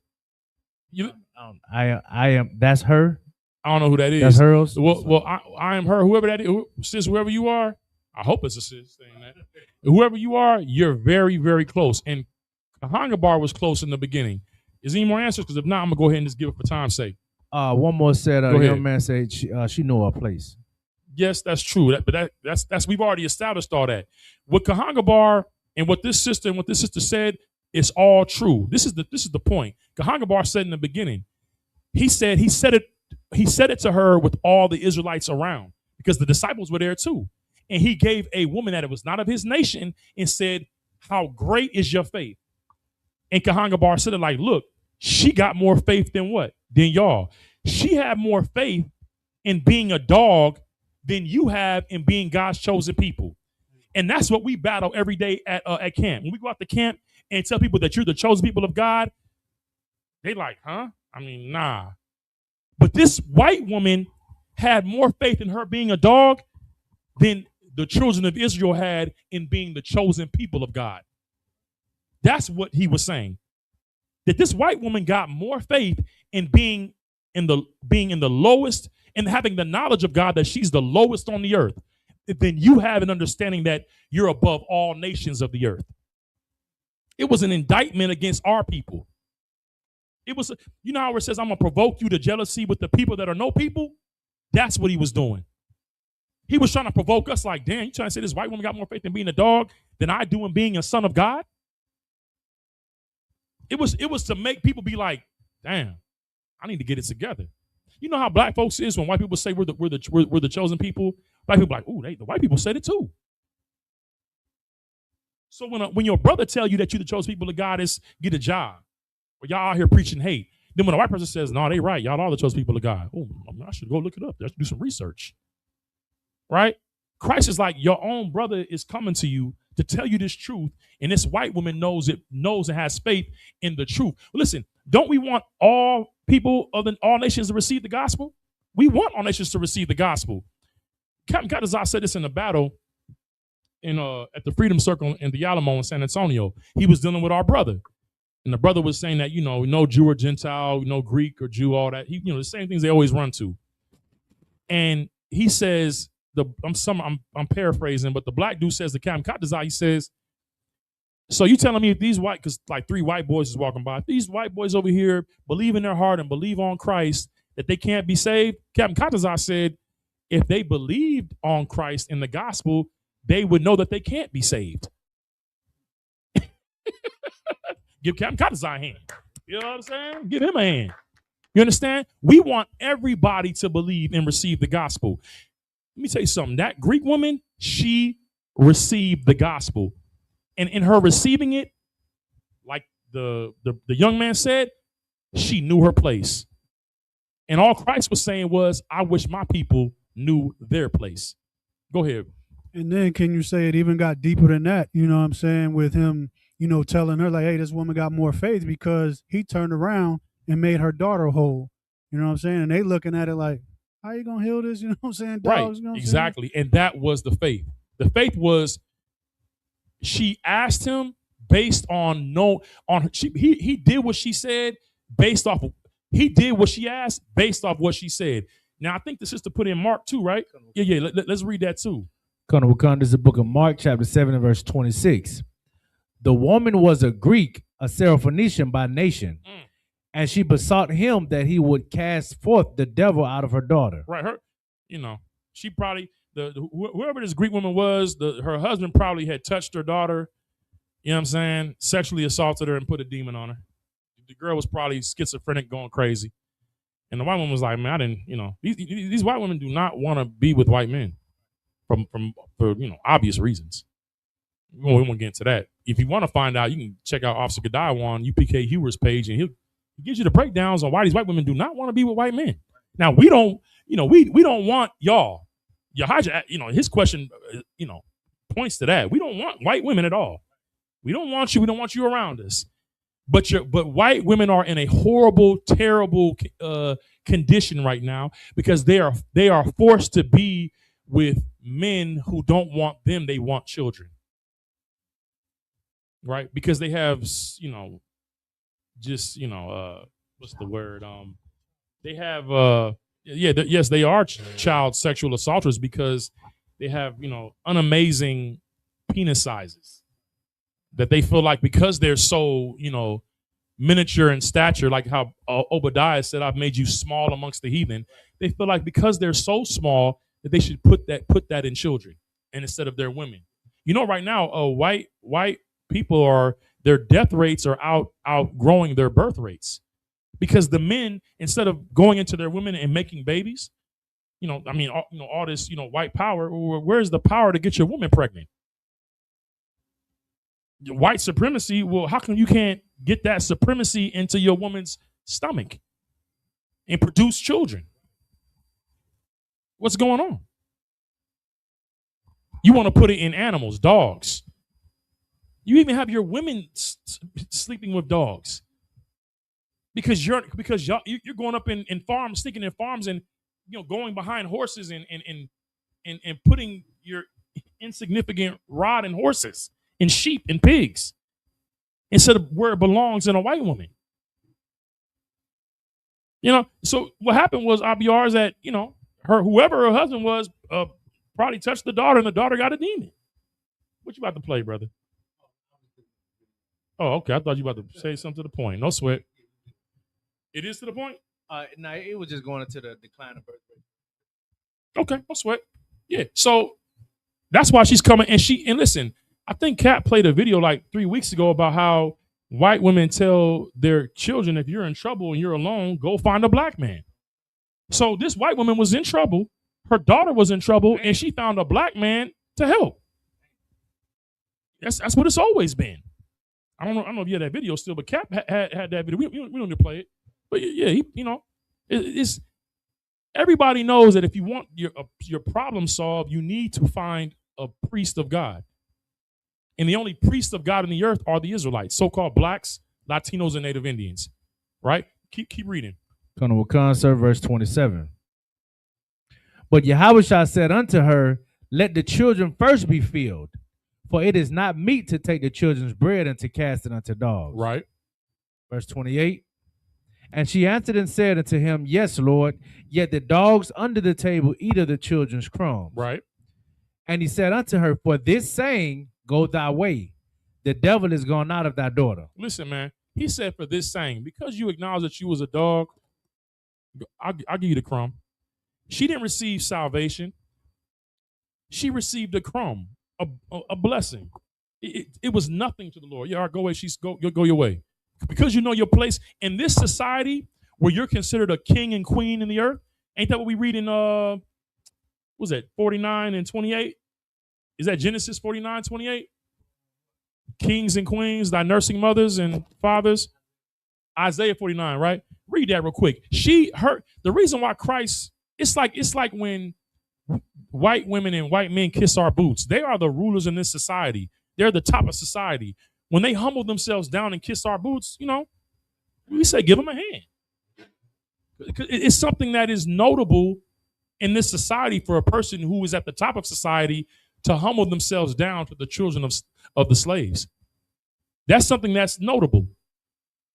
You understand? And really, we do it more for our people as a sign to our people that the guard is changing, that there's a revolution. Who was on the bottom is going to be on the top. The first shall be last and the last shall be first. Esau was first, but he's going to be last. In birth, Jacob was last, but he's going to be first. And Abi already knows the precept. He was just over there somewhere in 2nd Esdras 6. It's over there. You understand? Right? That the end of the world is Esau. In the beginning of that which follows is Jacob. You understand? For her to be a king and a queen in this society and to humble herself and be called a dog of y'all know what a female dog is. He called her a female dog. And she said, true, that's true. I am a but even a bit just eat the crumbs off the floor. I really want to say how I want to say it, but I ain't gonna say it. Read it real quick. Come this book of Isaiah, chapter 49 and verse 23. And kings shall be thy nursing fathers, and their queens shall be thy nursing mothers. Mm-hmm. They shall bow down to thee with their face to the earth, and lick up the dust of thy feet. Right. It's them, those who right now who are the kings and queens in this society, right? The white man's society, they're gonna know that they're gonna come to know their place, and we're gonna put them in their place. All right. So that this faith was not about like how Christians look at it. It was just about her believing the gospel. Go ahead. If I could, sir. So would like us like giving our clothes and food every week to our oppressors in other nations, right? Would that be considered like crumbs? It is crumbs because what are we doing? We're going to take care of our people first. Our goal is to feed the children, the bread, which is the truth. I mean, we feed them, we give them Christ, who is the bread of life. You understand? And in that, if they come in, because ultimately we're going to be the rulers of the earth, and we're going to have to take care of everybody anyway. We're going to be the distribution center for all resources on the earth, because everybody's going to have to come and bring their resources unto us. Give me that in Isaiah 60, wherever that is, when it says the forces of the Gentiles. Let me get that. So us doing that now us taking care of them in our poverty, in our current condition, that speaks volumes. That has to be the work of the Lord. That the people that are on the bottom are feeding the kings and the queens. Come on, man. You got it? Colonel Khan, sir. Mm-hmm. This is the book of Isaiah, chapter 60 and verse 11. Therefore thy gates shall be open continually, Right. and they shall not be shut day nor night, that men may bring the forces of the Gentiles, and that their kings may be brought. Right. The kings, their kings being brought means the kings of the Gentiles, your Vladimir Putins, your Donald Trumps.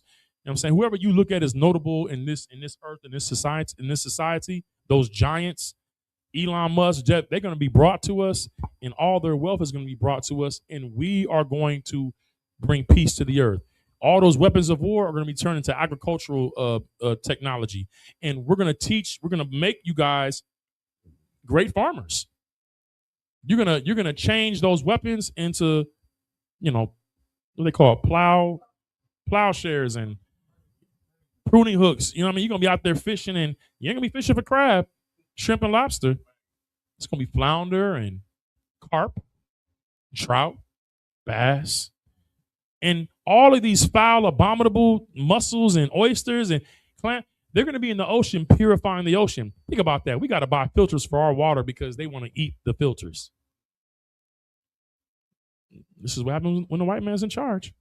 But in God's world, God's society, the people who are ruling, who are nothing, they'll be put back in their position.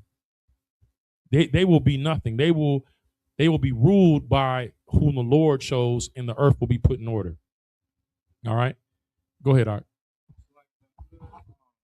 To this point, I believe this could be a precept. You can correct me if I'm wrong. Book of Isaiah, chapter 2 and verse 1. The word that Isaiah, the son of Amos, saw concerning Judah and Jerusalem. Verse 2. And it shall come to pass in the last days that the mountain of the Lord's house shall be established in the top of the mountains. Okay.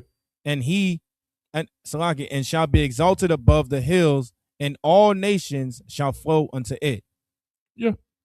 I think Isaiah 60 is more to the point of the kings being brought in, but that is true. Meaning that all the nations are going to look unto Israel as the governing nation.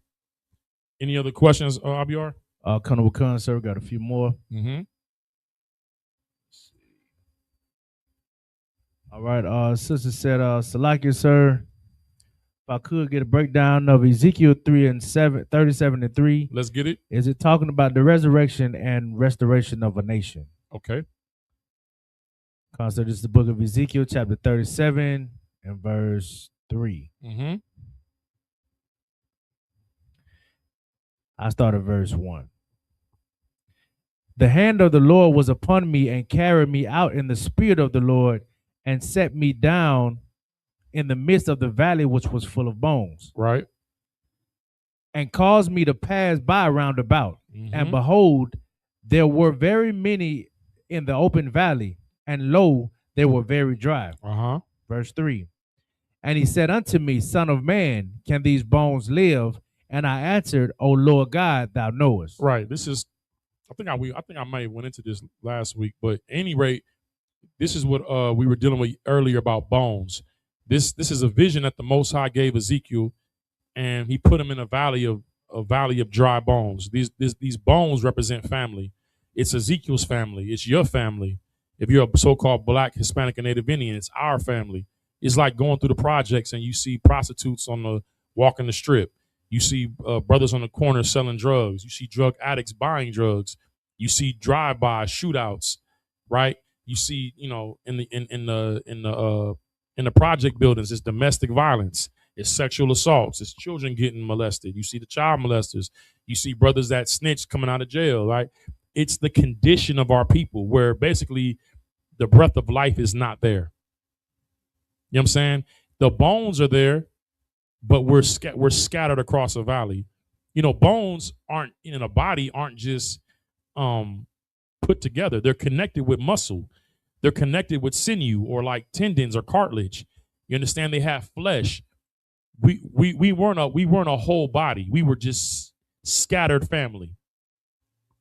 It's like I seen a video where they have ice in the Dominican Republic, but it's for Haitians. and they ran up on some Dominicans that were very dark, and they assumed that they were Haitians. So it was like, Dominican, what you would call Hispanic looking Dominicans ran up on dark skinned Dominicans, and they hold them there like how ICE do. And then the dark skinned Dominicans just start talking Spanish, like, hey, Dominicano, da da da da, no, da da da da. And they moving their head and like, yo, Dominican, and they're like, oh, okay. And they holding on to him like, but they hear him speaking Spanish, like, y'all not hate? No. What you mean? Why? Because they basically saying why? Because we're black. And you can see the racial, right? This is a valley of dry bones. They're all family, but they're not together. They're not connected. They're looking at each other like they're ops. And when I saw that, it broke my heart. I'm like, damn, bro. Like, we destroyed as a people. We got a lot of work to do. So what was her question again? So her question was her question was this about a nation being resurrected? Yes, this is the beginning of the vision of the nation being resurrected. It's the beginning of that vision. And the Lord is showing Ezekiel the condition of so-called blacks, Hispanics, and Native Indians living in this valley. A valley is like a low place. It's like when Kahan read Genesis 2:7, it said he formed man out the dust of the earth. The dust is not the dirt. It's the space above the ground.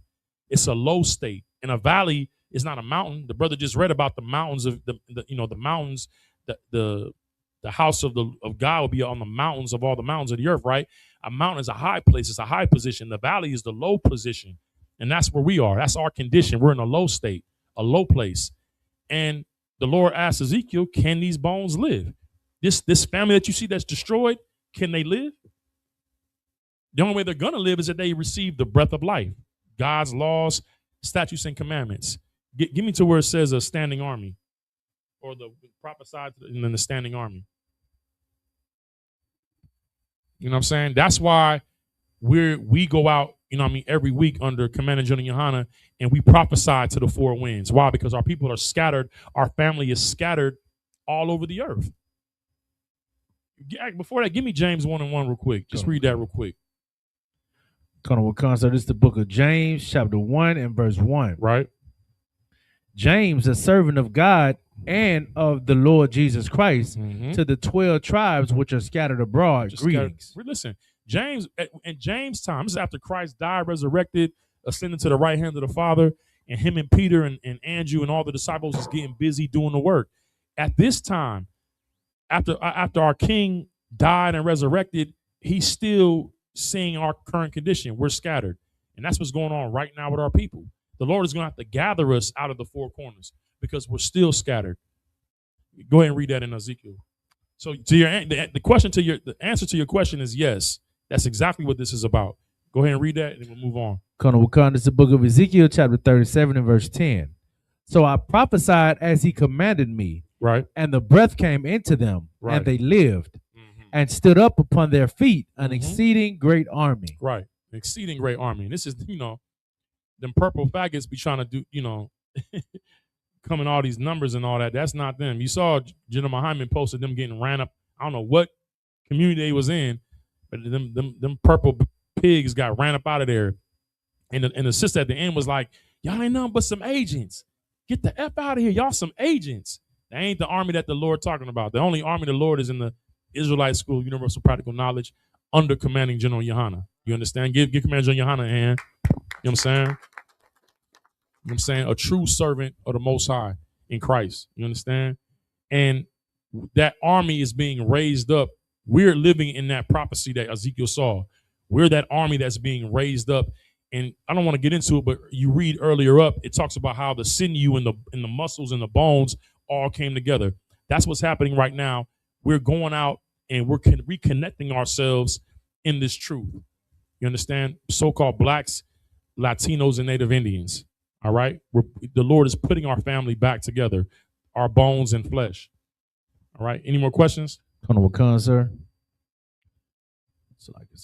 Sister says, sir, if I may, Exodus 4, verses 6 through 8. Okay. Moses' hand turns white and leprosy inside of his cloak and is restored. Okay. Is this a metaphor or prophecy in connection to the children of Israel going through the fire of affliction due to disobedience, only to later be resurrected and restored to the truth? Okay. It's a lot. Hey, but I brought up the question. I appreciate you. All right. We need them questions. Let's get it. This is the book of This is the book of Exodus, chapter 4 and verse 6. And the Lord said furthermore unto him, Put now thine hand into thy bosom. And he put his hand into his bosom, and he took it out. Behold, his hand was leprous as snow. And he said, Put thine hand into thy bosom again. And he put his hand into his bosom again, and plucked it out of his bosom, and behold, it was turned again as his other flesh. Okay. Verse 8. And it shall come to pass, if they would not believe thee. If they will what? If they would not believe thee. So that gives us an indication of what's going on. Her question was this a metaphor or an analogy or a prophecy? The answer is no. This is not a metaphor. It's not a prophecy. It's not an analogy. This is what's happening. And the answer to why he's doing this is in what the brother just said. He said, if they do not what? If they will not believe thee. Okay. Neither hearken to the voice of the first sign. Okay. Now, let's go read up then. Let's go to verse 1 and see the context. The Holy Spirit is always going to be in the context. If you ever want to know what what our records are talking about, a scripture or a precept, it's always a good policy to go up about 3 verses for the context or to the top of the chapter. That's always a good policy.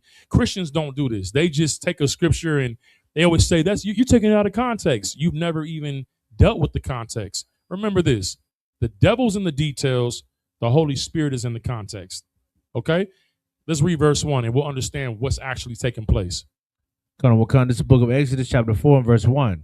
And Moses answered and said, But behold, they will not believe me, nor hearken unto my voice, for they will say, The Lord hath not appeared unto thee. So what Moses is dealing with is this. The Lord has told Moses he has to go to Egypt and to tell Pharaoh to let God's people go. The Lord heard the cries of our people, the Israelites. And it said he heard their cry and he had respect unto their cry.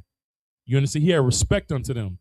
He heard the cry because of the toil of our oppression under the Egyptians. Now, Moses was on the run from a body. He caught a body. He was on the run from murder. But so not only was he a fugitive, but he also was raised in Pharaoh's house. Y'all ever seen Different Strokes? You know, this white dude gets 2 black kids, he adopts them, and he's hella wealthy, and they from the projects, but he raises them in this rich environment. That was Moses. The Pharaoh had put out in order to have all the Hebrew sons to be assassinated or aborted, but to save the daughters.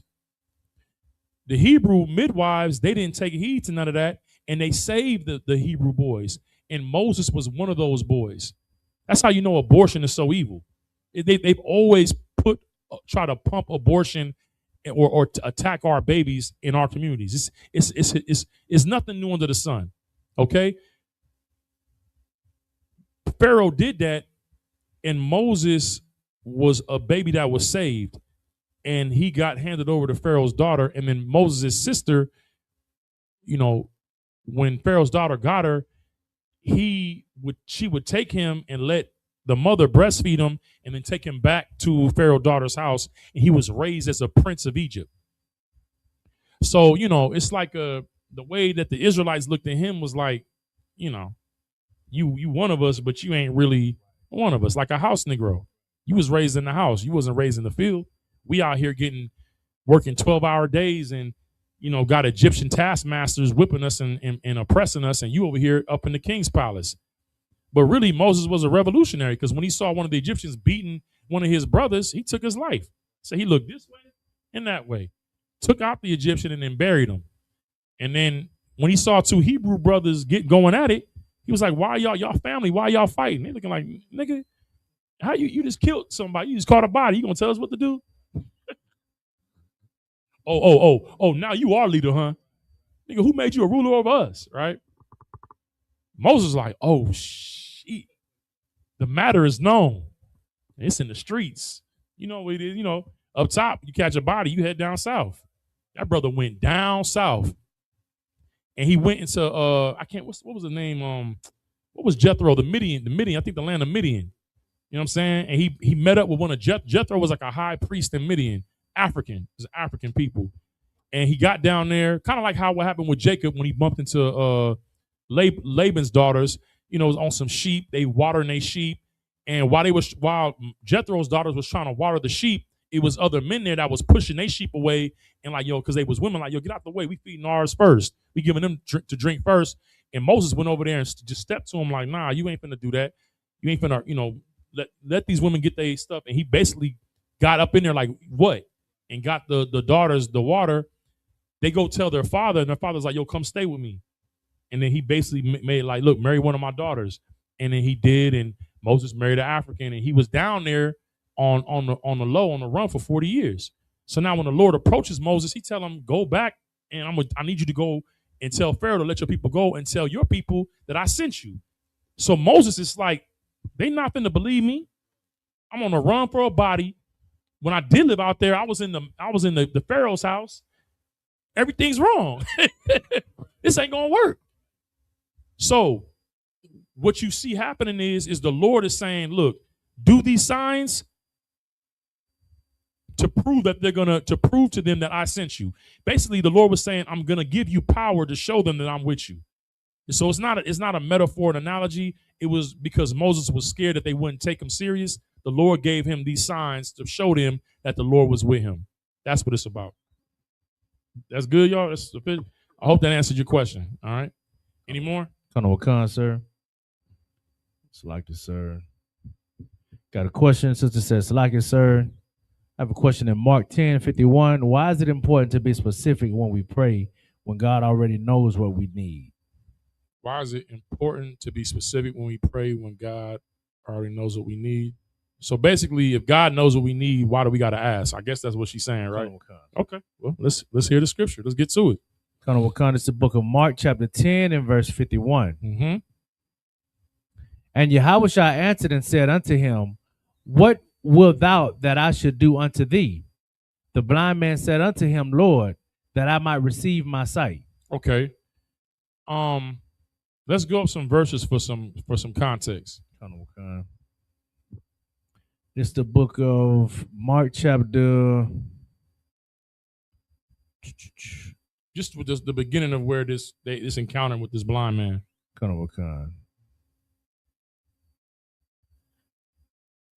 Right. Verse 46. Okay. And they came to Jericho as he went out of Jericho. Jericho? Man. Okay. That's crazy. As he went out of Jericho with his disciples and had a great number of people, blind Bartimaeus, the son of Timaeus. What was his name? Bartimaeus. That sounds like a Roman name, don't it? Y'all always try to say, like, they always go to the New Testament and talk about Timothy and Lydia, right? You got brothers out here named Timothy right now. Bartimaeus is definitely a Roman name. All that show you. It's like when you see a brother named give me a good white name, Aiden, or Hunter or something. If you see or even a last name like Thurgood Marshall, that ain't no, you know what I'm saying? Like that mean that Thurgood's parents or grand was on the plantation of the Marshalls. Thurgood, he was a black man, but he had a white name. You living in the time of Rome, the person who's on the top of society, that's who the names you're going to choose. You're not even going to be like right now. What do they tell us about when we do job applications, right? They hate when we name our kids like, black names, right? Portia and or them long names. Shaniqua. Don't do that. You're going to ruin her ability to get a good job, right? They want us to give them names like, I don't know. Whatever. Samantha. Sarah, well, that's really our stuff, though. You know what I mean? But that's what the dominant society of the slave master does. It makes our people be ashamed of who we were. Because when you go read Chronicles, it's hard as hell to pronounce them names. That's how I know they was niggas. You know what I'm saying? The brothers and the sisters, you be like, damn, reading Chronicles is difficult. I wish you had that video with what was that brother name, bro? He stopped doing his Facebook stuff. Country Wayne. He had a video where he was trying to read Chronicles. He was like, Abadiah, Methuselah, like a Maniah, son of he was just stuttering on it. You know what I mean? I was like, that's black people, bro. We don't want to making these names that's hard to pronounce. You dig what I'm saying? So when that's your culture and you get into a society that makes you ashamed of your culture, you begin to take on the names of the people that rule over you. So Bartimaeus, that ain't no Hebrew name. That's a Roman name. Keep going. Colonel Wakan, sir. The son of Timaeus. Oh my God, his father got the Greek Roman name too. Right. Timaeus. Go ahead. Sat by the highway side begging. Okay, so they're coming out of Jericho. He got his disciples and people that's following him, and it's a blind man on the highway crying out. What's he saying?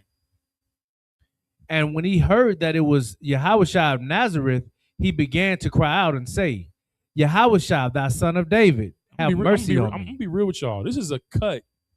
This is a cut to Jesus is God. This is a cut to the virgin birth. This blind man, a brother who cannot see, said, thou son of David. Why would he say that? To call him the son of David means that he had to come from what?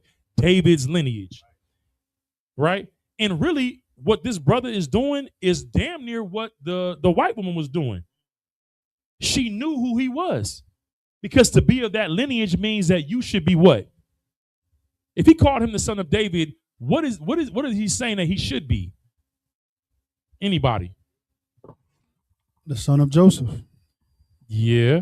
But what is being a son of David? What is actually in the video? It's heavy.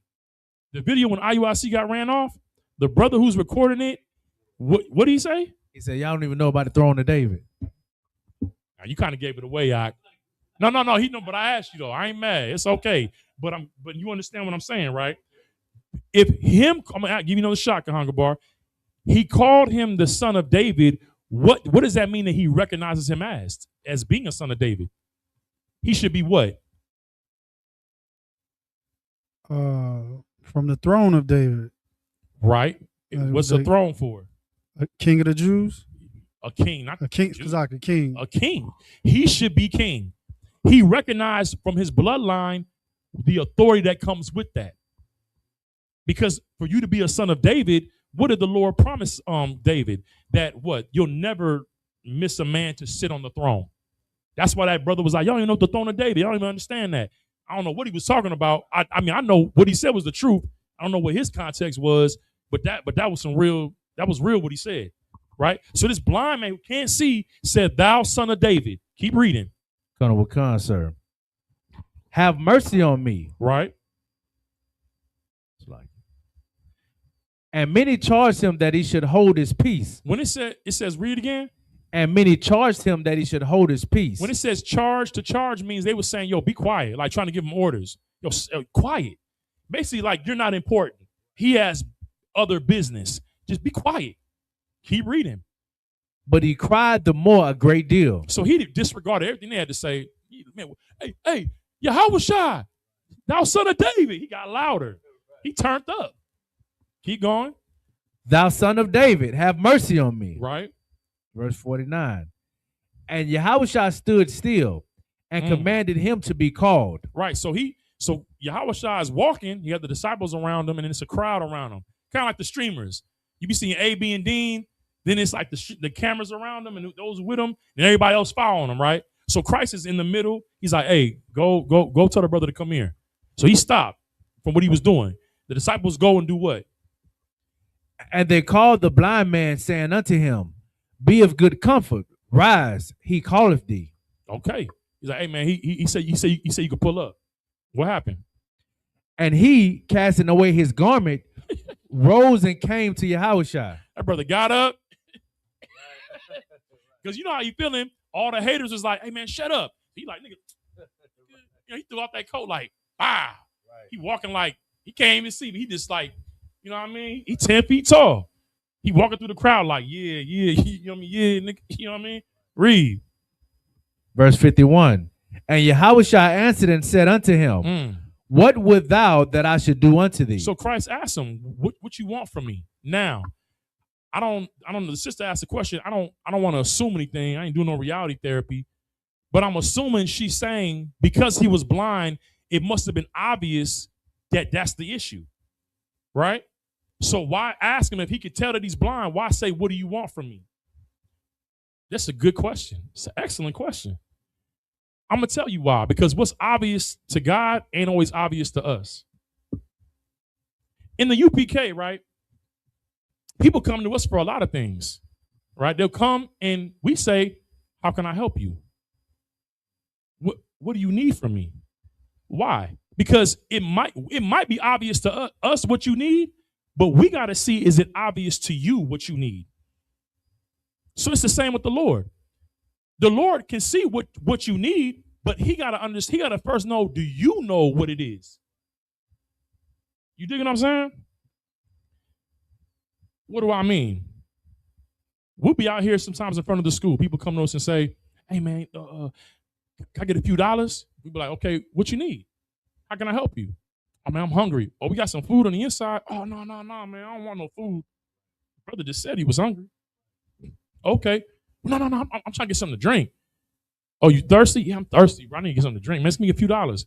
We got some water in there. Oh, I want no water. Oh, okay. Well, how can I help you?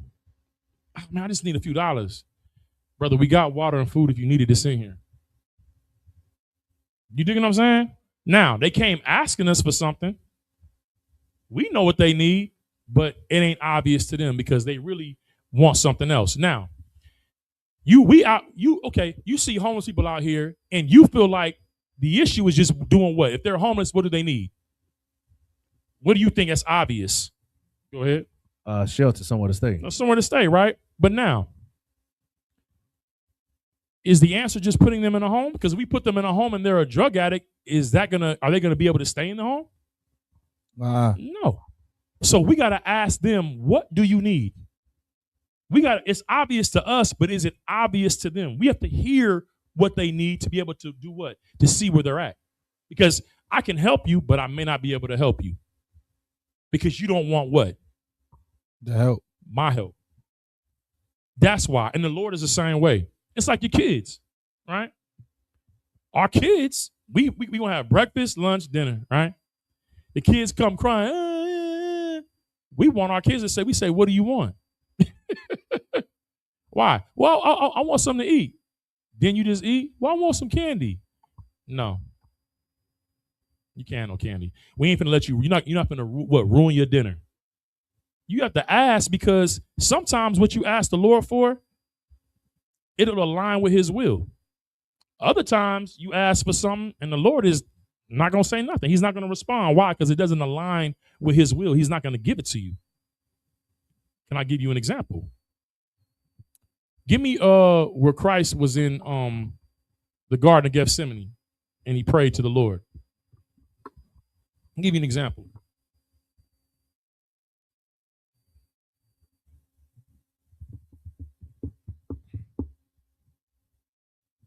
It's not about being specific, like the Lord is like a genie lamp. You could rub the lamp and you got to be specific to manifest, because the universe is going to respond the more specific you are on your visualization and imagination. It ain't that. You understand? It's more about, is the thing you're asking for, does it align with the Lord's will? It's more about that. You got that? Go ahead. Then cometh Yahushua with them unto a place called Gethsemane, and said unto his disciples, sit ye here while I go and pray yonder. Right. And he took with him Peter and the two sons of Zebedee. Which was, I want to say that was the two sons of Zebedee, is James and John. All right, go ahead. And began to be sorrowful and very heavy. He was in pain, bro, because he knew he's about to go through some shit. He's finna go through hell. Like, he's about to get handed over to these devils, these crackers, these white men, and get tortured. Imagine getting took to Guantanamo Bay by some black ops, some dark secret government agent group, and you get whisked away under the Patriot Act and get to some torture center, and nobody's gonna come get you and look for you. You know what I'm saying? He about to get handed over, bro. to the heathens, to the dogs. Go ahead. Verse 38. Then said he unto them, my soul is exceeding sorrowful. He's exceedingly sorrowful. Why? Because, man, Christ was perfect. Christ didn't break none of God's laws, man. You understand? Christ was a worshiper of God, man. And now he about to die the death of a sinner. It's one thing when you did something and you know what you got coming, you still don't want to go through it. But you at the back of your head is like, well, I know I deserve this. But Lord, please have mercy on me. He didn't deserve any of it. None of it. He was innocent. He was a just man. Read. Even unto death. Tarry ye here and watch with me. He said he was sorrowful unto death. Like he was so afflicted in his emotions, it was like he could die right there. Right? For knowing what's about to happen. Keep reading. And he went a little further and fell on his face and prayed, saying, O my Father, if it be possible, let this cup pass from me. Nevertheless, not as I will, but as thou wilt. Now, I'm going to make this short. Christ prayed this 3 times. He went to the Lord 3 times. And let me tell you something, man. People say all the time, oh, Christ died for us. Christ did not want to die for us. That's not what he wanted. Christ wanted what any real man wants, to live. He wanted to live. He wanted to live out his days. He did not want to die the death of a sinner because why? He committed no sin. You know what I'm saying? The wages of sin is death. So he's about to experience something that he didn't earn. He didn't work to die. The work that he did was to live and to give other people life. You understand? He made us able ministers of the New Testament, able to minister life to our people. You know what I'm saying? It said that Adam was a living soul, but Christ was a what? A quickening spirit. Right. He was able to give life, meaning he was able to give the understanding and the breakdowns of our records to have people to be able to be reconciled with the Most High. All right? So he didn't want to die. He wanted to live. And he went to the Lord 3 times. And let me tell you something. One thing that Christ knew, give me that where it says in John 9. Yeah, you can move from that. Give me John 9, where the blind man said, God don't hear. You know what I'm saying? Give me that real quick. The Lord, Christ knew that the Most High heard him. And what he asked for was specific. He said, if it's possible, let this cup. What's the cup? The cup is what he got to drink. The torment and the hell that he got to endure before dying for a nation that, for the most part, not everybody, but the people in power rejected him.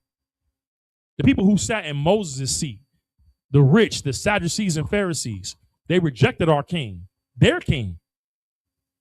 And he suffered with his brothers. He was perfect before God. And now he got to die. He asked the Lord, like, Lord, let this cup pass. If it's possible, if it's another way, I want to live. If I know it's nothing's impossible with you. If it's another way, please. Read that John 9. Where the blind man is like the worshiper, God don't hear sinners pretty much. Yeah, I thought it was the one. Wakanda is the book of John, chapter 9, verse 31. Now we know that God heareth not sinners. He don't hear no sinners. Go ahead. But if any man be a worshiper of God and doeth his will, him he heareth. Listen, Christ was a worshiper of God and he did the Lord's will. So he knew that God heard him. When he raised up Lazarus from the dead, he prayed to the Most High in front of the tomb. He said, Lord, he said, Father, I'm not saying this out loud for you. I'm saying out loud for them because I know you hear me. Meaning that the Lord would pray to the Lord. Christ would pray to the Most High within himself and know that God heard him. So when them blind men would come or the sick would come inside of himself, Lord, give me power to heal them. He knew it. He didn't have to say it out loud and do this. But when he prayed for Lazarus, he said it for the sake of the people that it would increase their faith. Because he didn't need to do it in front of people for God to do something because he already knew that God heard him. So when he prayed in that garden, he knew that the Most High heard him. And the Lord didn't say nothing back. He didn't say anything back. You know what that meant? I ain't got nothing to say. I hear you. And I ain't giving you I ain't changing I ain't budging. So that's when he said, nevertheless, not my will, but your will be done. You can ask. And if it lines up with the Lord, then, you can get it. Give me that in 1 John where it says that we know that he hears us. And if we ask, give me that, and then we'll close out on that. The reason why you have to ask is why you have to ask, even though it looks obvious what you need, is because Christ went into some cities and they didn't believe, and he couldn't do many miracles. He saw what the issue was. You think Commander Johnny Hahn doesn't know what the issue of black people, black Native Americans, and Latinos is? He sees the issue and he has the solution. Why? Because Christ has given him the solution. But just because we know what the answer is, what's obvious to Commander Johnny Hahn clearly ain't obvious to, I don't even know you say if we even have black leaders anymore. You know what I'm saying? It ain't obvious to our people. You can't help somebody that don't want to take the help. So when we say, how can I help you? We have to be in agreement for the help to happen. Somebody give me that one where it said that Christ went into the city, but he couldn't do many works because they didn't believe.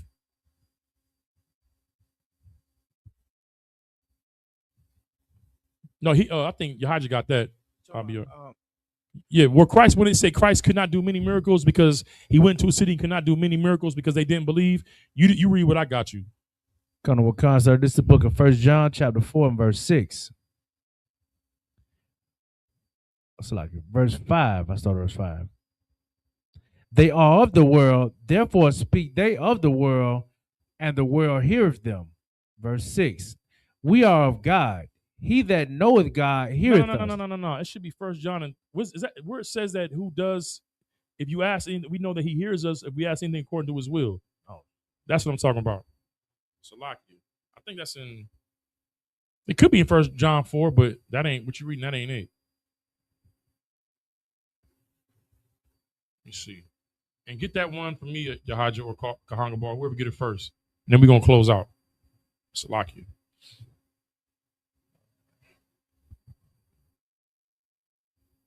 See, I'm gonna sweat. See,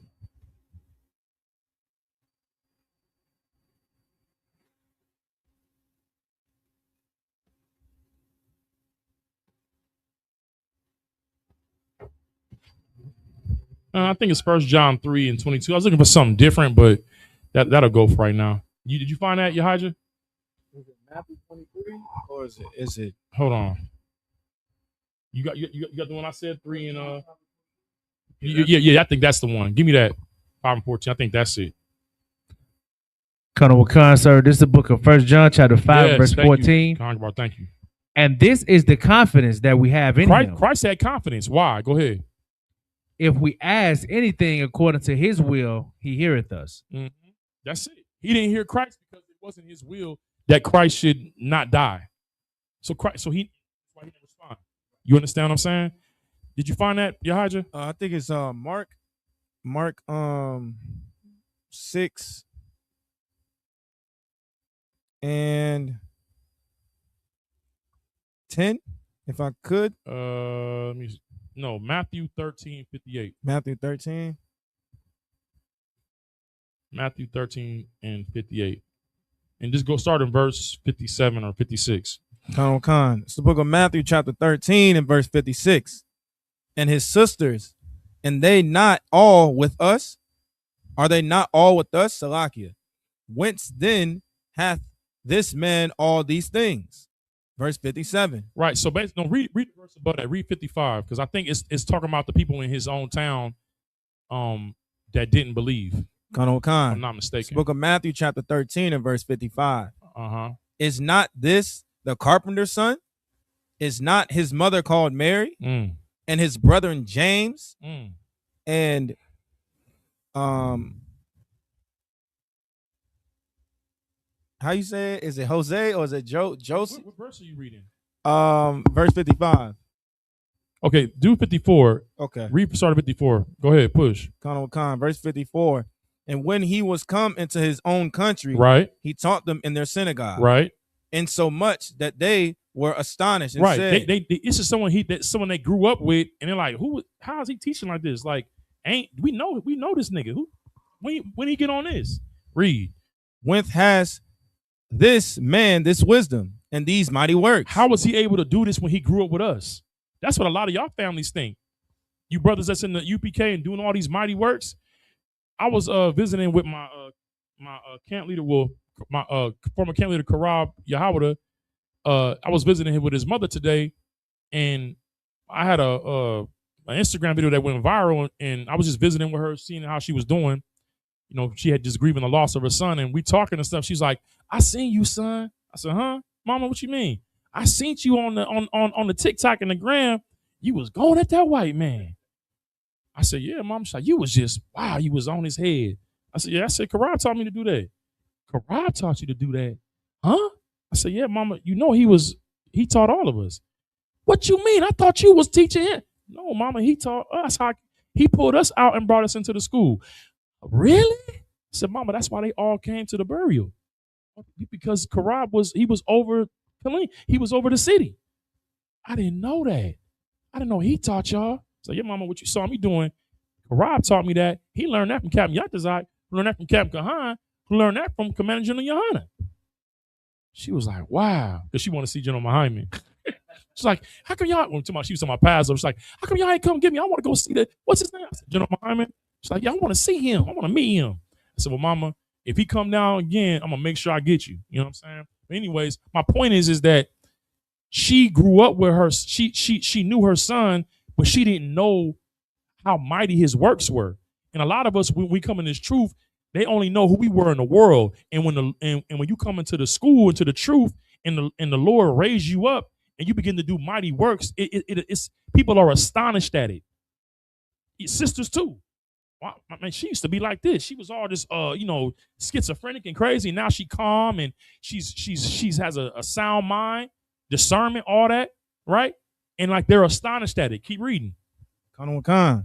Verse 55, is not this the carpenter's son? Right. Is not his mother called Mary? Right. And his brethren James and Joseph and Simon and Judas? Go ahead. Verse 56, and his sisters, and they not all with us? It's hard for people to believe when they've been raised with your family that you are this person. Go ahead. Khan, whence then hath this man all these things? How did he get this power, and he grew up in the same place that we did? Remember, he came out of Nazareth, and they said, what good can come out of Nazareth? Keep reading. Khan, verse 57, and they were offended in him. They were what? And they were offended in him.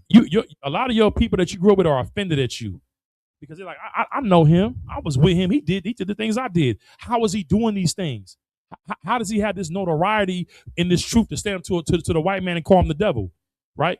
And heal people and heal families and get people off of drugs and to stop being drug dealers and murderers and change their lives. How does he have this power? It offends them. Read. Khan, but Jesus said unto them, a prophet is not without honor, save in his own country and in his own house. Right. And what? Verse 58, and he did not many mighty works there because of their unbelief. The reason why the Lord wants you to ask, you asking is part of you believing, number one. But then it's like what's obvious to the Lord ain't always obvious to us. So us asking shows what we really on. I ain't gonna go there, but there was a rich man that came to Christ and said, how may I receive eternal life? The Lord was like, you know the law, do the commandments. He was like, man, I've kept that from my youth up. Christ is like, it said Christ looked at him and loved the brother. Like, okay, you want the same type of time I'm on. You ain't lack one thing. Go and sell everything that you have, right? Give it to the poor and come follow me. Take up your cross and come follow me. The brother said, he didn't say nothing. It said he went away grieved because he had many possessions. He asked for something, but that's not what he was really looking for. You understand? So the reason why we have to ask is because what's obvious to the Lord ain't always obvious to you. All right. I hope to answer your question. We're going to end it there. I'm a little over the time. The water for the questions, the water for y'all bearing with your brother in this class. We're going to pass the class over to Priest and Officer Kahanga Bar to read the security announcements. Give him a hand.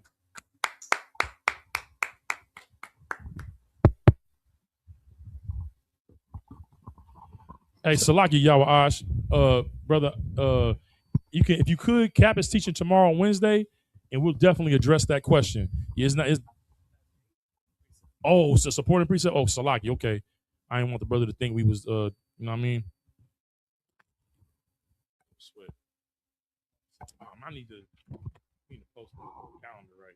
This is the ISUPK security announcements. We are the ISUPK, started out of 1 West, 125th Street, Harlem, New York. Rule for new brother and sister. When a new brother or sister comes into the school, they are off limits for 6 months.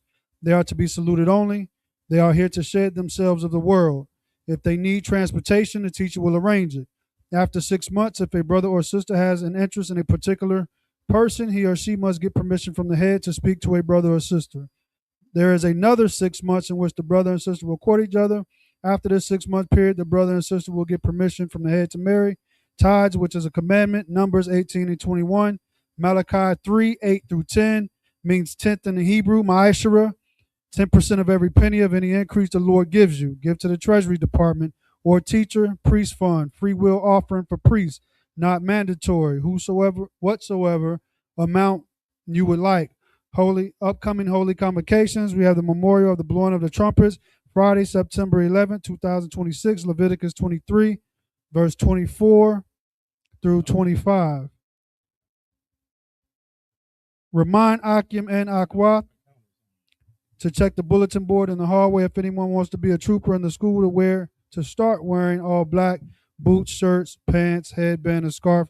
That will complete the ISBK security announcement. All right, with that, I Mijam, which means to stand. I'm going to give a courtesy salute. Men of Israel, I Mijam Shabbat, I Mijam Barak. Yahweh Ba'ashem Yah Shai Brakatah, Yajamatah, saw her turn face the sister. Men of Israel, I Mijam Shabbat, I Mijam Barak. Yahweh Shamar Lathan Ba'ashem Yahweh Shai.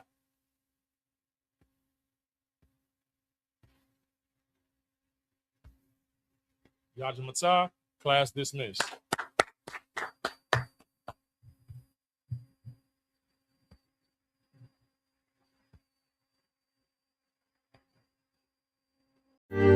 Because when I found this truth, guess what happened? I put my birthday away. When I found this truth, I put the drugs away. When I found this truth, I quit whoring my sisters. When I found this truth, I started becoming a better man and a better person. Because now I know I'm on that narrow path. Now I know I'm on a righteous path. Now I know what I'm doing is going to get me somewhere.